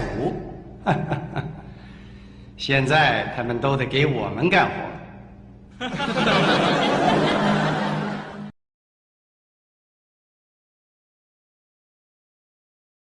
One of the most important things in the world to understand right now is that prices are not going up. It is the value of your money going down. The more money and debt spent by the federal government and the more money and debt that is created out of thin air by the privately owned Federal Reserve, the less value your dollars have. You're in charge. You're in charge of this thing called the United States government/budget, and it gives you political and fiscal authority to do, quote unquote, the right thing. Yeah. Would you mark to market balance sheets today and create the economic downside that would follow, or would you put in place or attempt to put in place some kind of economic policies to get you to a better place down some theoretical road? I mean, how do you solve a problem where you're spending 10% of, you're running a 10% fiscal deficit? You're not going to get growth in the absence of private sector credit demand. So the government's idea right now is we're going to export our way out of this. And when I asked a senior member of the Obama administration last week, how are we going to grow exports if we won't allow nominal wage deflation? And he says, we're just going to kill the dollar. And I said, okay, more you mean. So that's the only answer. And that's a dead answer. It's a dead answer, but that's where we're headed. As a direct result from this money and debt creation, you need more dollars to buy the exact same amount of goods as you did before. When you understand this concept, it does not take too long till you figure out that your wealth is being stolen by a bunch of well-dressed criminals every day. The best way to protect yourself from this thievery is to sell all of your paper assets and buy physical, tangible assets that have no counterparty risk. The wonderful thing about the Silver Bullet and Silvershield plan is, when you own tangible assets like silver, the more that they print, the higher your assets go.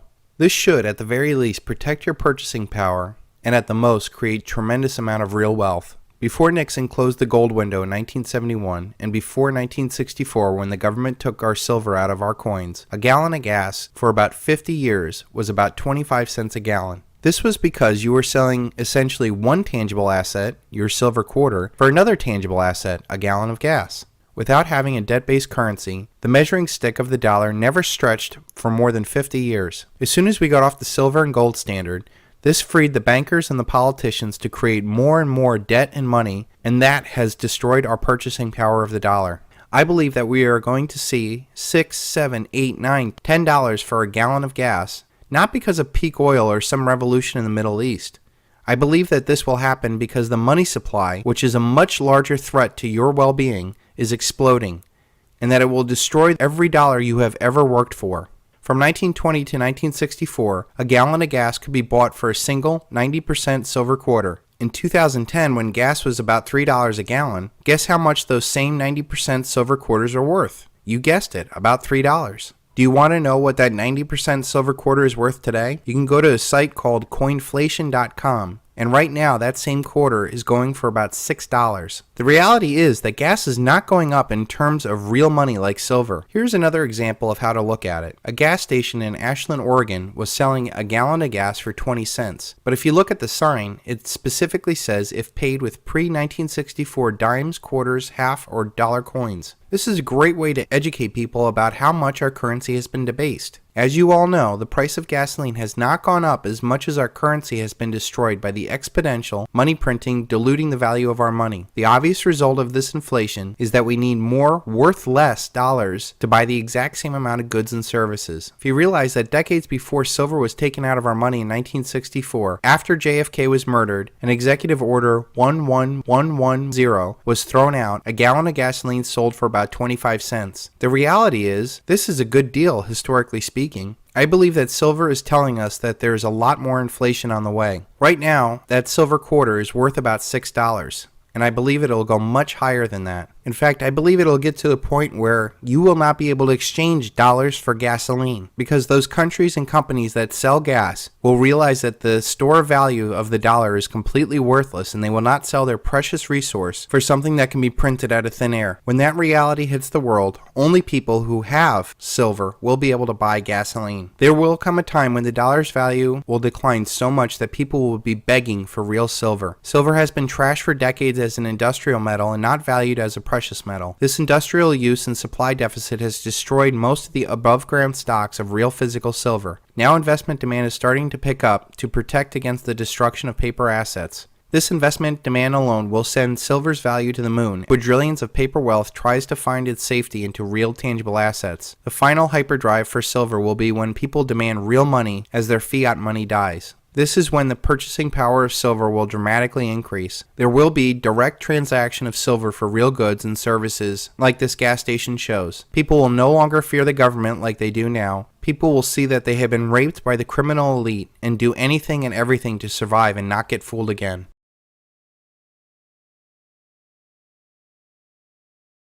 I would like to tell you the real story of the Hunt brothers. Unlike everything that you have heard, they were not out to corner the market to make some quick profits. They were out to do what you are probably doing today. The silver bullet and the Silvershield is the idea that you should be selling all of your paper assets and buying real physical silver. This physical silver will act as a silver bullet against all the things that are wrong with this world, and will act as a silver shield to protect your wealth. Quite simply, what the Hunts were doing was exactly that. They were out to protect their wealth, change the balance of power away from the bankers and politicians that were sliding the country into a collectivist nightmare back in the 70s. The Hunts were very successful and patriotic men that deeply believe that our republic is the best system ever devised on earth, and it offers opportunities to all. They despised the Washington and Wall Street establishment that was headed by their arch nemesis, the Rockefellers. The Hunts were also a huge benefactor in the early stages of the Libertarian Party that Ron Paul seems to epitomize today. Bunker Hunt was an enthusiastic proponent of the idea that all currency should be backed by precious metals like gold and silver. The advantage of remonetization of gold and silver, as the concept is known, that governments cannot casually print money to pay for deficits in their spending unless they have sufficient gold or silver to spend. Since precious metals are in limited supply, remonetization acts as a brake to government spending, which they clearly saw with the guns and butter programs of the 1970s. The Hunts sought to create a silver cartel, similar to that of OPEC, that would shake the debt-based financial establishment of Washington and Wall Street. Bunker Hunt thought of a way to make this happen by issuing silver-backed bonds that could be redeemed for silver instead of cash. There was even rumors that they wanted the Republic of Texas to create their own silver money in the face of runaway inflation from Washington and Wall Street. Bunker Hunt simply wanted assets that came from the earth that were needed for industry rather than a paper fortune that was steadily depreciating under the weight of dollar bills flowing from the printing presses at the Treasury. They were particularly sensitive to this since their oil contracts were denominated in dollars. During the 1970s, the Hunt brothers were heavy hitters betting one big business deal after another, including oil, real estate, for which they had 5 million acres throughout the world, cattle, sugar, football, and even pizza parlors. Their Libyan oil leases of the late 1960s and early 70s were bringing in $30 million a year in revenues, even when oil was at $3 a barrel. In 1970, when silver was $1.50 an ounce, Bunker Hunt decided to invest there as well. At the time, it was illegal for U.S. citizens to own gold, so silver became the natural second choice. Inflation was starting to gain steam. Vietnam was causing doubts about our government and riots in our country. The Middle East was a powder keg, and Libya, along with their valuable oil field, was in transition. Bunker personally believed that the worldwide situation was going to get worse, and as a result decided to hedge his assets. But with the usual Hunt flair for pushing all of his chips out onto the table, it did not take long for a hedge to become a very large position. Herbert Hunt first became interested in silver after reading Silver Profits in the 70s by Jerome Smith.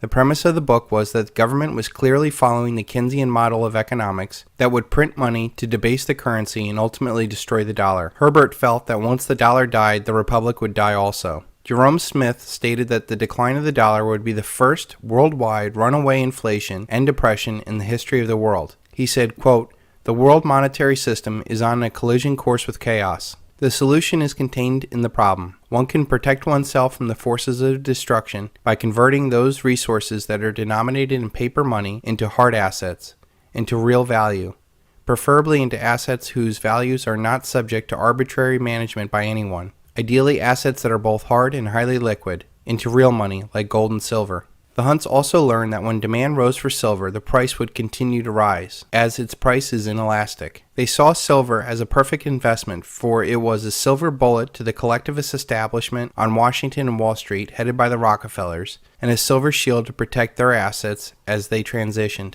After reading Jerome Smith's book in 1973, Bunker and Herbert Hunt purchased 200,000 ounces of silver, and they saw their silver increase from $1.50 an ounce to $3 an ounce. At the same time, Colonel Gaddafi in Libya shut down British Petroleum and nationalized Bunker Hunt's wells. The major oil companies soon afterwards caved in. The first to break with the major oil companies was Arm & Hammer at Occidental Petroleum, when he gave in to Gaddafi's demands for 51% royalty payment.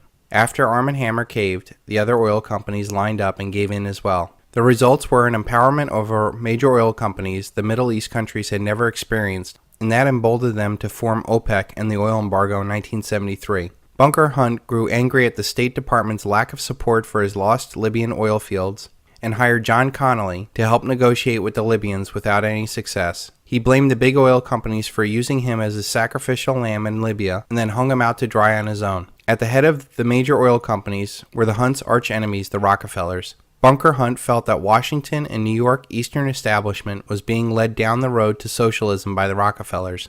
You know, I think Pat's coming quickly. Soon I think he's going to be in a position for the Trilateral Commission.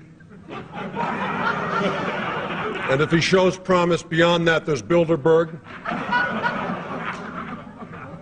World control, Pat. Settle for nothing else. With inflation eating at his Libyan profits, and then ultimately no more to come, Bunker started buying silver in a big way with his brother Herbert. In 1973, they started buying. By early 1974, they had accumulated silver contracts totaling 55 million ounces, or about 8% of the world's supply of silver at the time. The brothers then took delivery of all 55 million ounces of silver. Bunker was concerned about government confiscation of his silver. He could not bring it to Texas without paying a 5% franchise tax to the state, so the brothers decided to pick up their silver and drop it off into Switzerland for safekeeping. Meanwhile, back at the Circle K Ranch, brother-in-law Randy Creeling and his brother Tillman was holding a shooting contest amongst the cowboys to find the best marksman. The dozen best marksmen were hired for a special assignment to ride shotgun on the world's largest private silver transfers in history. The Circle K Cowboys flew on 3 specially chartered 707 jets to Chicago and New York, where they were met by a convoy of armored trucks delivering them in the middle of the night 40 million ounces of silver that was loaded onto the planes, and they immediately flew to Zurich, where they were met by another convoy of armored trucks. The Cowboys loaded the trucks and the silver and dispersed it to 6 different storage locations in Switzerland. The transfer cost for Bunker and Herbert was $200,000. The storage cost for the 40 million ounces in Switzerland and the 15 million ounces still in the United States amounted to $3 million a year.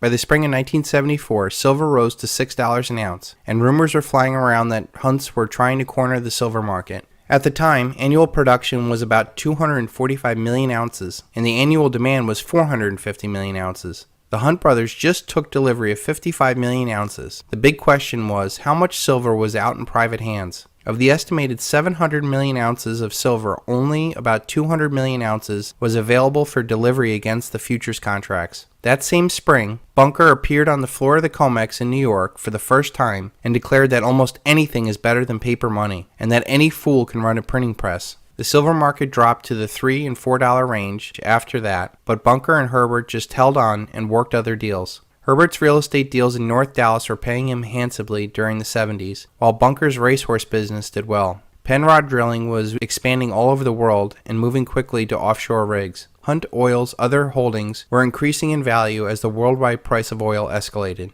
In March of 1975, Bunker Hunt flew to Tehran to meet with the Shah's brother about purchasing silver. Bunker and Herbert still had their 55 million ounces of silver, and the price was walling around $4 an ounce. In spite of the fact that the boys were a little short on cash at the time, Bunker felt that if Herbert could take on a partner to resume the purchasing of silver, the price would rocket upwards. He met with the Iranian finance minister and suggested that the Pahlavi family invest in several million ounces of silver. The finance minister was not familiar with Bunker and asked him how much money he made. Bunker hesitated because as a private individual he was always downplaying his income as much as possible for tax purposes. He finally said somewhere around $50 million a year he was making. Bunker's hesitation put off the minister and the deal never went through. Not to be discouraged, Bunker set up a meeting with King Faisal of Saudi Arabia in mid-April. But in late March, the king was assassinated by his nephew, and the meeting never happened. In the fall of 1976, Bunker and Herbert took delivery of 20 million ounces of silver through a public company they controlled called Great Western United. Great Western was a part of H.L. Hunt's food division that mainly dealt in sugar and sugar futures. The brothers quickly devised a swap where Great Western could trade 20 million ounces of silver to the Philippines for sugar for their refineries. The Philippines would then trade the silver to the Saudis for oil. Herbert flew to the Philippines and worked out the deal with President Marcos, but at the last minute the IMF killed the deal. The IMF would not recognize silver as an asset of the Philippine government and would refuse other loans as a result.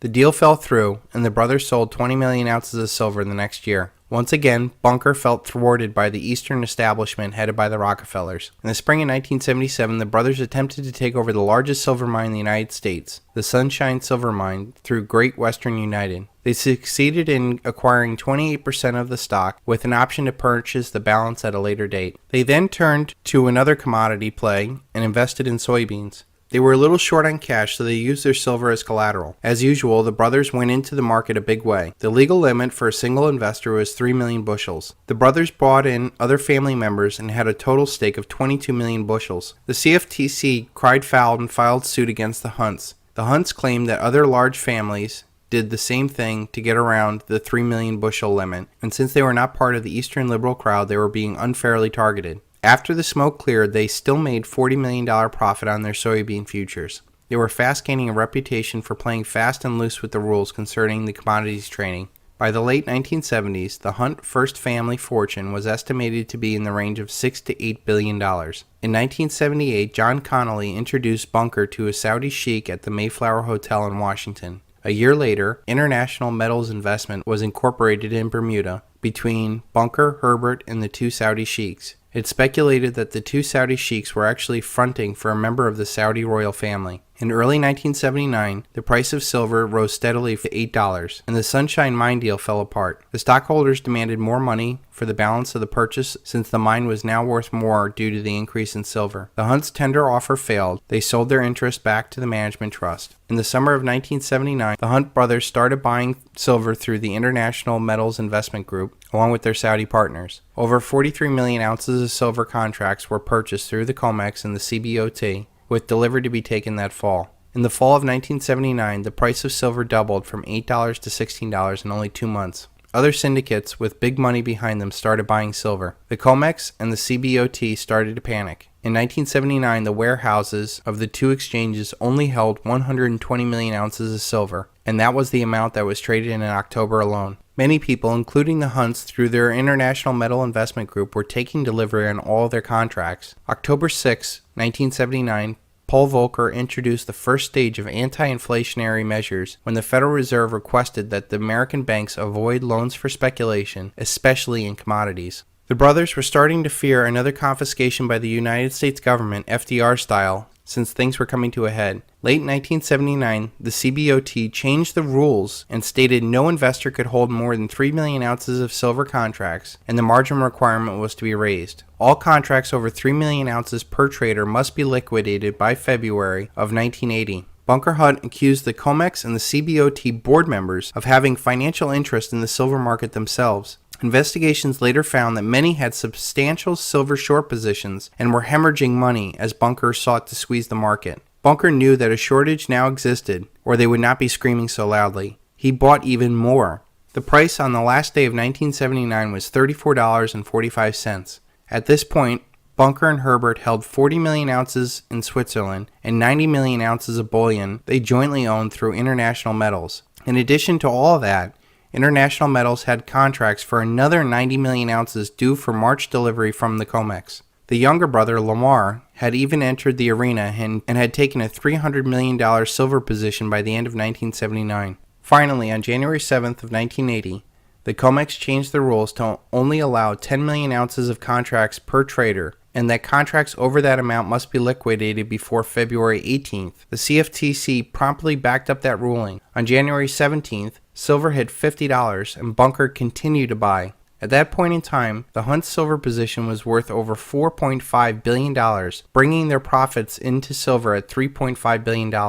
On January 21st, the COMEX announced that they were suspending trading of silver, they would only accept liquidation orders, and silver dropped $10 an ounce and stayed around $39 until the end of January. Scrap silver, old silver coins, and silverware came into the market, about 22 million ounces in all. In early February, the Hunt Group took delivery of another 26 million ounces from Chicago. The Hunt's North Sea oil through Placid Oil was coming online, and they would be generating $200 million a year from that venture alone. There was also talk of them taking over Texaco Oil. Bunker was also talking with Middle Eastern rulers about putting together another silver buying group.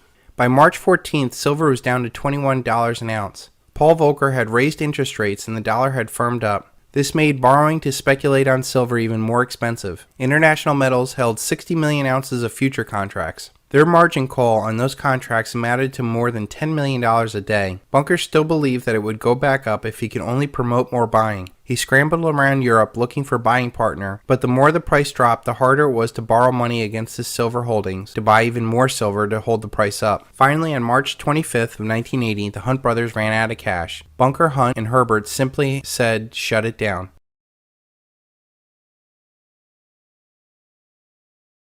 Herbert promptly told his broker the following morning that they could not meet their $135 million margin call that day. The Hunt's brokers promptly sold $100 million worth of silver that day. Their account alone had $90 million worth of equity, and they were expected to lose it all the next day. The CFTC chairman, the chairman of the Federal Reserve, and the United States Treasury Secretary began round-the-clock silver monitoring sessions. On March 27th, Silver Thursday, silver opened up at $15.80 and closed down at $10.80. The stock market crashed on rumors that the Hunt's liquidations of stocks to cover the silver losses, and then rallied to close above the same level. The next day, silver rallied back up to $12. The Hunt's bullion purchases were all averaged around $10, but their futures contracts were purchased around $35. When it was all over, they owed $1.5 billion. On April 2, 1980, the Hunts owned over 158 million ounces of silver. The Federal Reserve Chairman, Paul Volcker, gave approval for a bailout plan for the brothers fearing a financial disaster. A group of banks agreed to loan the brothers $1.1 billion. The family had to put up $8 billion in collateral with the banks. After the smoke cleared, it appeared that the drama was not just a one-sided manipulation by the Hunts. The shorts in the Eastern establishment had just as much at stake as the Hunts did. By the mid-1980s, silver was bumping around $17 an ounce again. Shortly thereafter, Reagan came into the presidency and a new optimism gripped the country. In 1988, Bunker filed for personal bankruptcy. In 1989, he left bankruptcy with a net worth of $5 to $10 million and a debt to the IRS of $90 million to be repaid over 15 years. The Bunker's trusts, set up by his father, H.L. Hunt, were currently valued at $200 million. In 2003, they finally made their last payment to the IRS. One thing people should note is that for all the action in the silver market that the Hunts were doing, it had nothing to do with the gold market, which was clearly responding to the seizure of hostages in Tehran, the occupation of the Great Mosque in Mecca, and the Russian invasion of Afghanistan. The week that Russia invaded Afghanistan, silver rose 50% alone that week, from $24 to $36. Bunker later said that it was almost like the silver shorts had the power to manipulate the market, break the market, cost the longs a lot of money, and then turn the media on the longs and brand them as speculators. He thought the media would have been more discerning, but apparently the shorts had a lot of influence on them. I feel there are a lot of lessons here that we can take away from the Hunt story. First and foremost, take possession. If you don't hold it, you don't own it. By taking physical delivery of your metal, it takes away the basis of the illusion. The paper market controls the physical market so long as people believe that these paper contracts actually have physical metal backing them up. Every ounce of metal that leaves their hands has a deleveraging quality to it, meaning that for every one physical ounce, there could be hundreds or thousands of paper ounces that trade upon that. At some point, they will no longer be able to keep up the physical reality of their paper illusion. The other important aspect of taking physical delivery is that this has no counterparty risk. By paying cash and taking delivery of your metal, you do not run the risk of a brokerage firm going bad, a currency becoming worthless, or a market not being able to deliver the metal they promised. If the problem is a fiat illusion, then the solution must be of the opposite consciousness. It must be a physical reality. Do not use leverage. By taking on debt to buy physical silver, you run the risk of being forced out of the market. Markets can remain irrational a lot longer than you and I can remain solvent. Gary Schilling. By not using leverage and only paying cash, you do not have to worry about the ups and downs that violently move this market. There's a saying, you cannot cheat an honest man, and holding honest money is the best way not to be cheated. Also, by using leverage, you are playing their game. Everything they do has leverage. Leverage corrupts. So once again, the answer lies in the opposite consciousness. Also, when you don't use leverage, it is a less emotional decision to buy and sell your metal. Having physical metal and seeing the physical reality that went into producing that metal keeps people from making irrational, emotional decisions in the heat of the battle. We are playing for the single largest event in human history, the mathematical collapse of the dollar, and by buying physical metal, it helps you keep your eye on the prize. As we can see in the Hunt story, silver is the Achilles heel of the elite's paradigm. Without the ability to print unlimited amount of money to control the world's banks, corporations, governments, militaries, and citizens, the elite would be powerless. Take away their ability to create money, and you take away their ability to project power. Simply seeing the amount of power that was drawn to bear to stop two men from buying physical silver should be clue enough for us all to commit to buying physical silver. The Hunt story also shows how inelastic the price of silver is. When they first started buying, it was $1.50 an ounce. Every time that they made major purchases, the price of silver doubled. The higher the quantity they purchased, the higher the price it went. The fundamentals that were true in the 70s are even more true today. There is far less silver in the world than there was back in 1970, and there's far more money now than there was back in 1980. I think another important point of the Hunt story is that you cannot defeat a collectivist power through central ownership of a metal. Because the Hunts were the major players in the market, all the elite needed to do was to take them down, and the silver market took decades to recover. The only true solution is decentralized, non-violent, non-compliant, leaderless resistance, buying and stacking silver on a local level. Knowing that there is so much power derived off of this single metal, you cannot play in their casino or by their rules. So long as you play by the elite's rules, they will rule. The Hunts had a pretty good idea about how powerful the Rockefellers were, and yet time and time again, they were outmaneuvered by the Rockefellers, both domestically, institutionally, and internationally. The only way to defeat a power like that is to change the rules and work outside the system. You cannot expect to get a fair fight when they own the referees and can change the rules whenever they see fit. There is far too much power at risk. The closer you get to your target, the more dangerous it will become. When you truly understand who and what you're up against, the criminal elite will stop at nothing to ensure their power.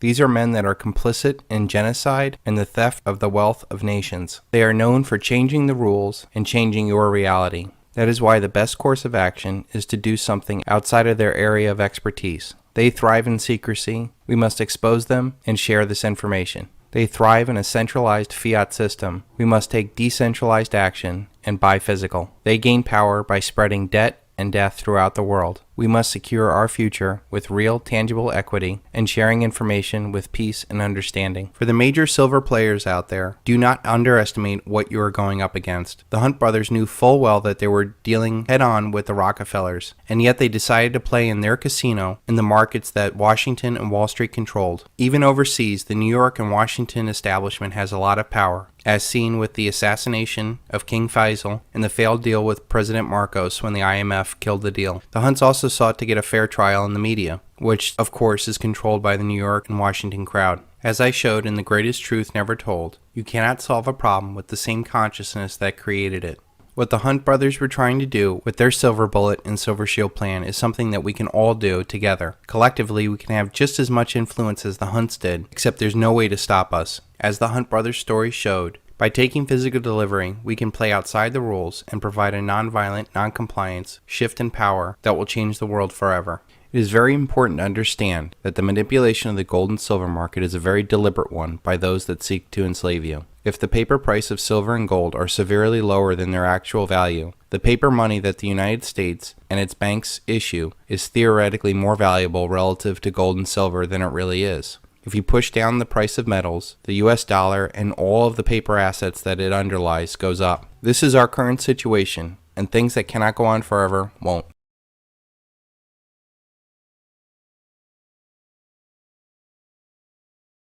The Hunt brothers were not the last billionaire to make a move on silver. Warren Buffett bought 130 million ounces, or roughly 1/5 of the world's inventory at the time, in 1997. He held that position all the way until 2006. My question is, why is the richest man in the world, who's known for buy and hold and finding permanent value, be scared out of his position? The only comment I ever found disclosing what happened to this trade was Warren Buffett saying, "I bought it very early, I sold it very early.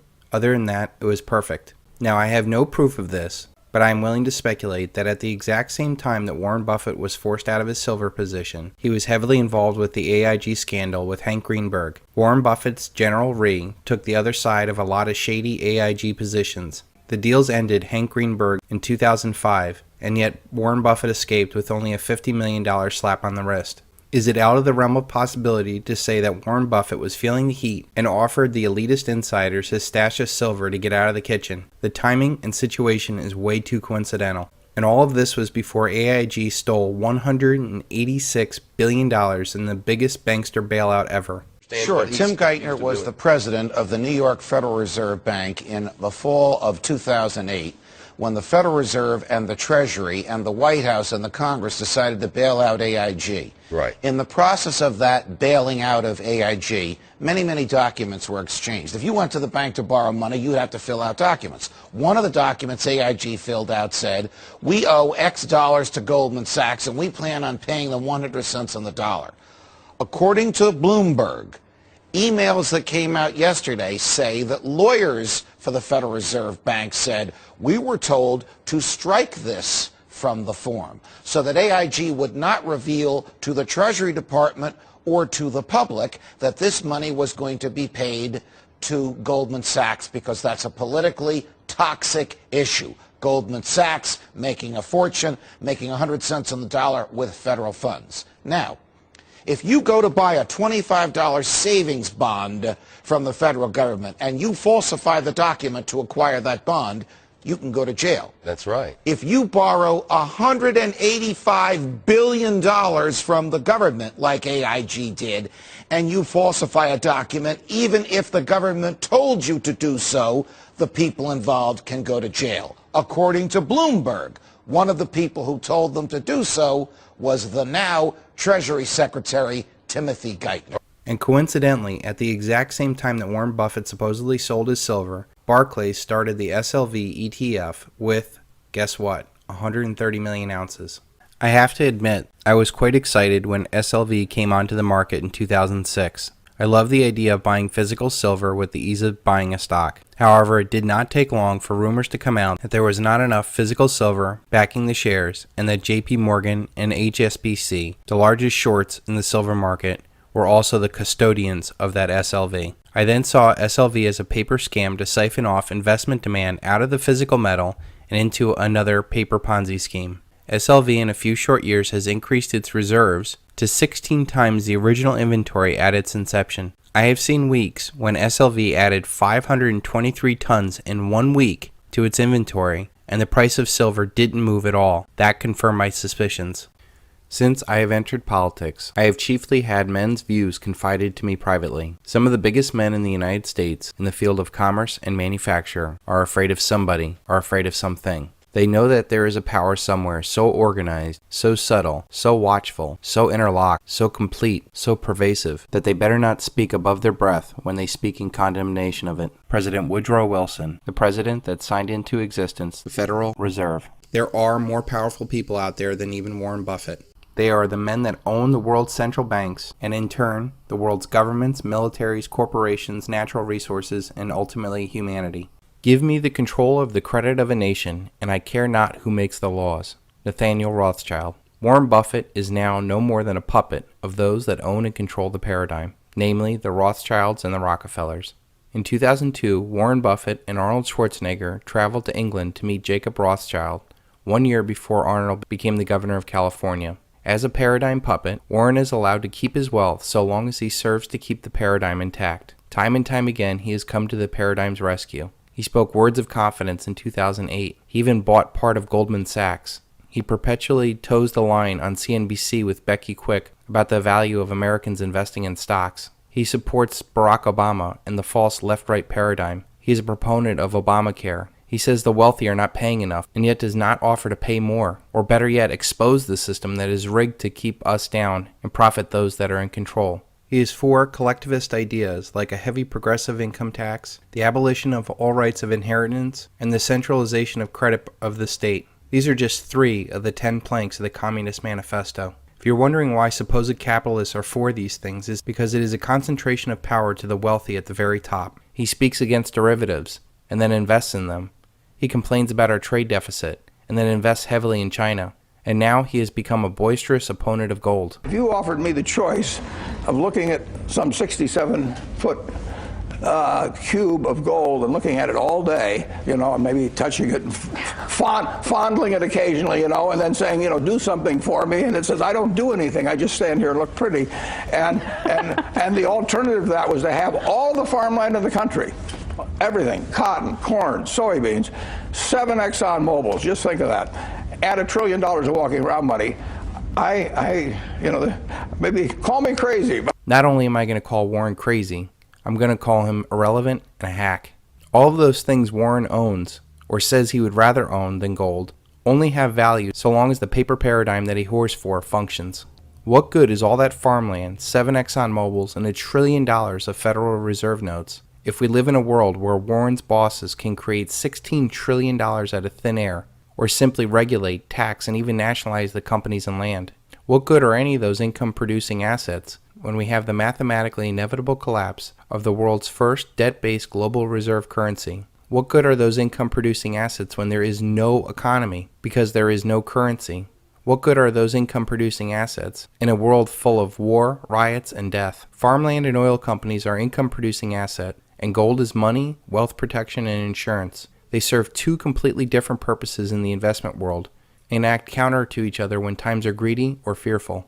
Warren Buffett could easily educate people on the 2 different purposes of these financial assets. Every 20 years or so, we go through shifts in perceived wealth. In the 40s and 50s, optimism propelled paper assets like blue chip stocks. In the 60s and 70s, fear caused tangible assets like oil, cattle, gold, and silver to outperform. In the 80s and 90s, paper assets like stocks were once again the place to be. Since 2000, tangible assets have been soaring while paper assets flounder. Unfortunately for Warren Buffett and the rest of the population addicted to paper assets, we still have another decade to go. And at the end, this will coincide with the mathematically inevitable collapse of the dollar, the demise of the U.S. as a global superpower, the fading age of the baby boomers, and most likely another world war. How will those paper assets handle that when there's no more high-frequency trading, banker bailouts, media propaganda, and the overall revulsion of those in power that either did nothing to prevent the collapse or at worst gutted the country so they could tack on another billion to the bottom line? Warren Buffett is irrelevant. What made Warren Buffett a great investor in the past was his ability to see value in stocks and ride the secular bull market that pushed his wealth to untold heights. But now he has so much invested in that paradigm he can't get out of it, so he's forced to defend it. Warren Buffett is irrelevant because that pretty brick of gold that does nothing has smoked this financial genius over the past decade, and yet he still has the gall to attack it. Since 2001, the average CNBC viewer is at best break-even if they invested in the Dow in nominal terms. This does not include for inflation and taxation. Warren Buffett's Berkshire Hathaway has returned a little more than 50% over a decade, and again, that does not include inflation or taxation. Meanwhile, that brick of gold that does nothing has returned 1,300% just sitting there. Perhaps people should be paying $1 million to have lunch with a hunk of gold instead of this has-been. Understanding where the market is going and getting there ahead of everyone else is the key of creating generational wealth. For example, if you got out of stocks in 2000 and bought a house, and then sold that house at the top of the housing bubble in 2005, and then plowed those profits directly into silver, you would have been up 3,500% over the past 12 years. And all of it tax-free and inflation protected. That's it. 2 simple trades done over 12 years has been all the difference. While this is an accomplishment I'm proud of, it is nothing compared to the real returns that we're going to see when this paradigm ends. With the mathematically inevitable collapse of the dollar, all paper assets will be rendered worthless as people learn the true meaning of counterparty risk. Only things that have real tangible value will have the means of protecting wealth, and nothing shines brighter than silver. In fact, it took 17,000 ounces of silver to buy 1 share of Berkshire Hathaway in 2001. Now it is 3,200 ounces. That is a dramatic loss in real purchasing power if you held your wealth in Berkshire Hathaway. And silver has not even started to get moving yet. And despite gold outperforming Warren Buffett over this past decade, he still comes out and says, it gets dug out of Africa or someplace, we melt it down, we dig a hole, we bury it again, and we pay people to stand around guarding it. It has no utility. Anyone watching it from Mars would be scratching their head. Warren Buffett is a hack. He could be telling the truth about how the world works and use his fame to help millions to avoid the single largest event in human history. He could explain to the masses what role gold plays in economics and liberty. But no, he sings songs lulling people back into complacency while the masses are led into generational slaughterhouse. He should be warning the world of what is coming and the dramatic impact of the mathematically inevitable collapse of the dollar will have on humanity. He could help millions into financial lifeboats like tangible assets with this fame. But no, he continues to pay lip service to a paradigm that only benefits those at the top, while the rest of the world continues to struggle with inflation, crony capitalism, banker bailouts, never-ending war, massive malinvestment, and outright fraud. When we see the final collapse of this paradigm, history will come down very hard on those that should have known better or participated in the collapse. Now you may think that I'm being hard on the old man, but I know he knows better. How do I know this? Look at the writings of his father, Congressman Howard Buffett. I will not take time to review the history of paper money experiments. So far as I can discover, paper money systems have always wound up with collapse and economic chaos. One of the first moves by Lenin, Mussolini, and Hitler was to outlaw individual ownership of gold. You begin to sense that there may be some connection between money, redeemable in gold, and a rare prize known as human liberty. I warn you that politicians of both parties will oppose the restoration of gold, although they may outwardly seemingly favor it, unless you are willing to surrender your children, your country to galloping inflation, war, and slavery, then this cause demands your support. For if human liberty is to survive in America, we must win the battle to restore honest money. There is no more important challenge facing us than that issue, the restoration of your freedom to secure gold in exchange for the fruits of your labor. In the end, Warren Buffett is a high-paid hack. He is simply bought and paid for like all the other major players in economics, politics, media, academia, military, and medicine. They are all either actively or passively supporting a paradigm and selling the illusion that gives them incredible power. Rare is the man who is given the keys to the kingdom and walks away. Apparently, even the brightest minds entrenched in the liberty movement can be corrupted. In absence of the gold standard, there is no way to protect savings from confiscation through inflation. There is no safe store of value. For if there were, the government would have to make its holding illegal, as it has done in the case of gold. If everyone decided, for example, to convert their entire bank deposits to silver, or copper or any other good, and thereafter declined to accept checks as payment for goods, bank deposits would lose their purchasing power, and the government-created bank credit would be worthless as a claim on those goods. The financial policy of the welfare state requires that there be no way for owners of wealth to protect themselves. This is the shabby secret of the welfare status tirades against gold. Deficit spending is simply a scheme of confiscation of wealth. Gold stands in the way of this insidious process. It stands as a protector of property rights. If one grasps this, one has no difficulty in understanding the status antagonism towards gold. That was written by none other than the most powerful central banker of our time, Alan Greenspan. You see, Alan Greenspan mentored under the libertarian guru Ayn Rand, who wrote classic novels like Fountainhead and Atlas Shrugged. And yet, as time went on, he sold his convictions short so that he could gain more and more power and further enslave humanity with debt. Men like Alan Greenspan and Warren Buffett could do so much to bring economic sanity and human freedom to the world. They are old and really have nothing left to lose. Their words would cut like a knife through the paradigm that spreads debt and death throughout the world. But they continue to perpetuate the lie and smile at us while they do it. I am left to ask the question, who is worse, the criminals or the men that enable the criminals? History will decide.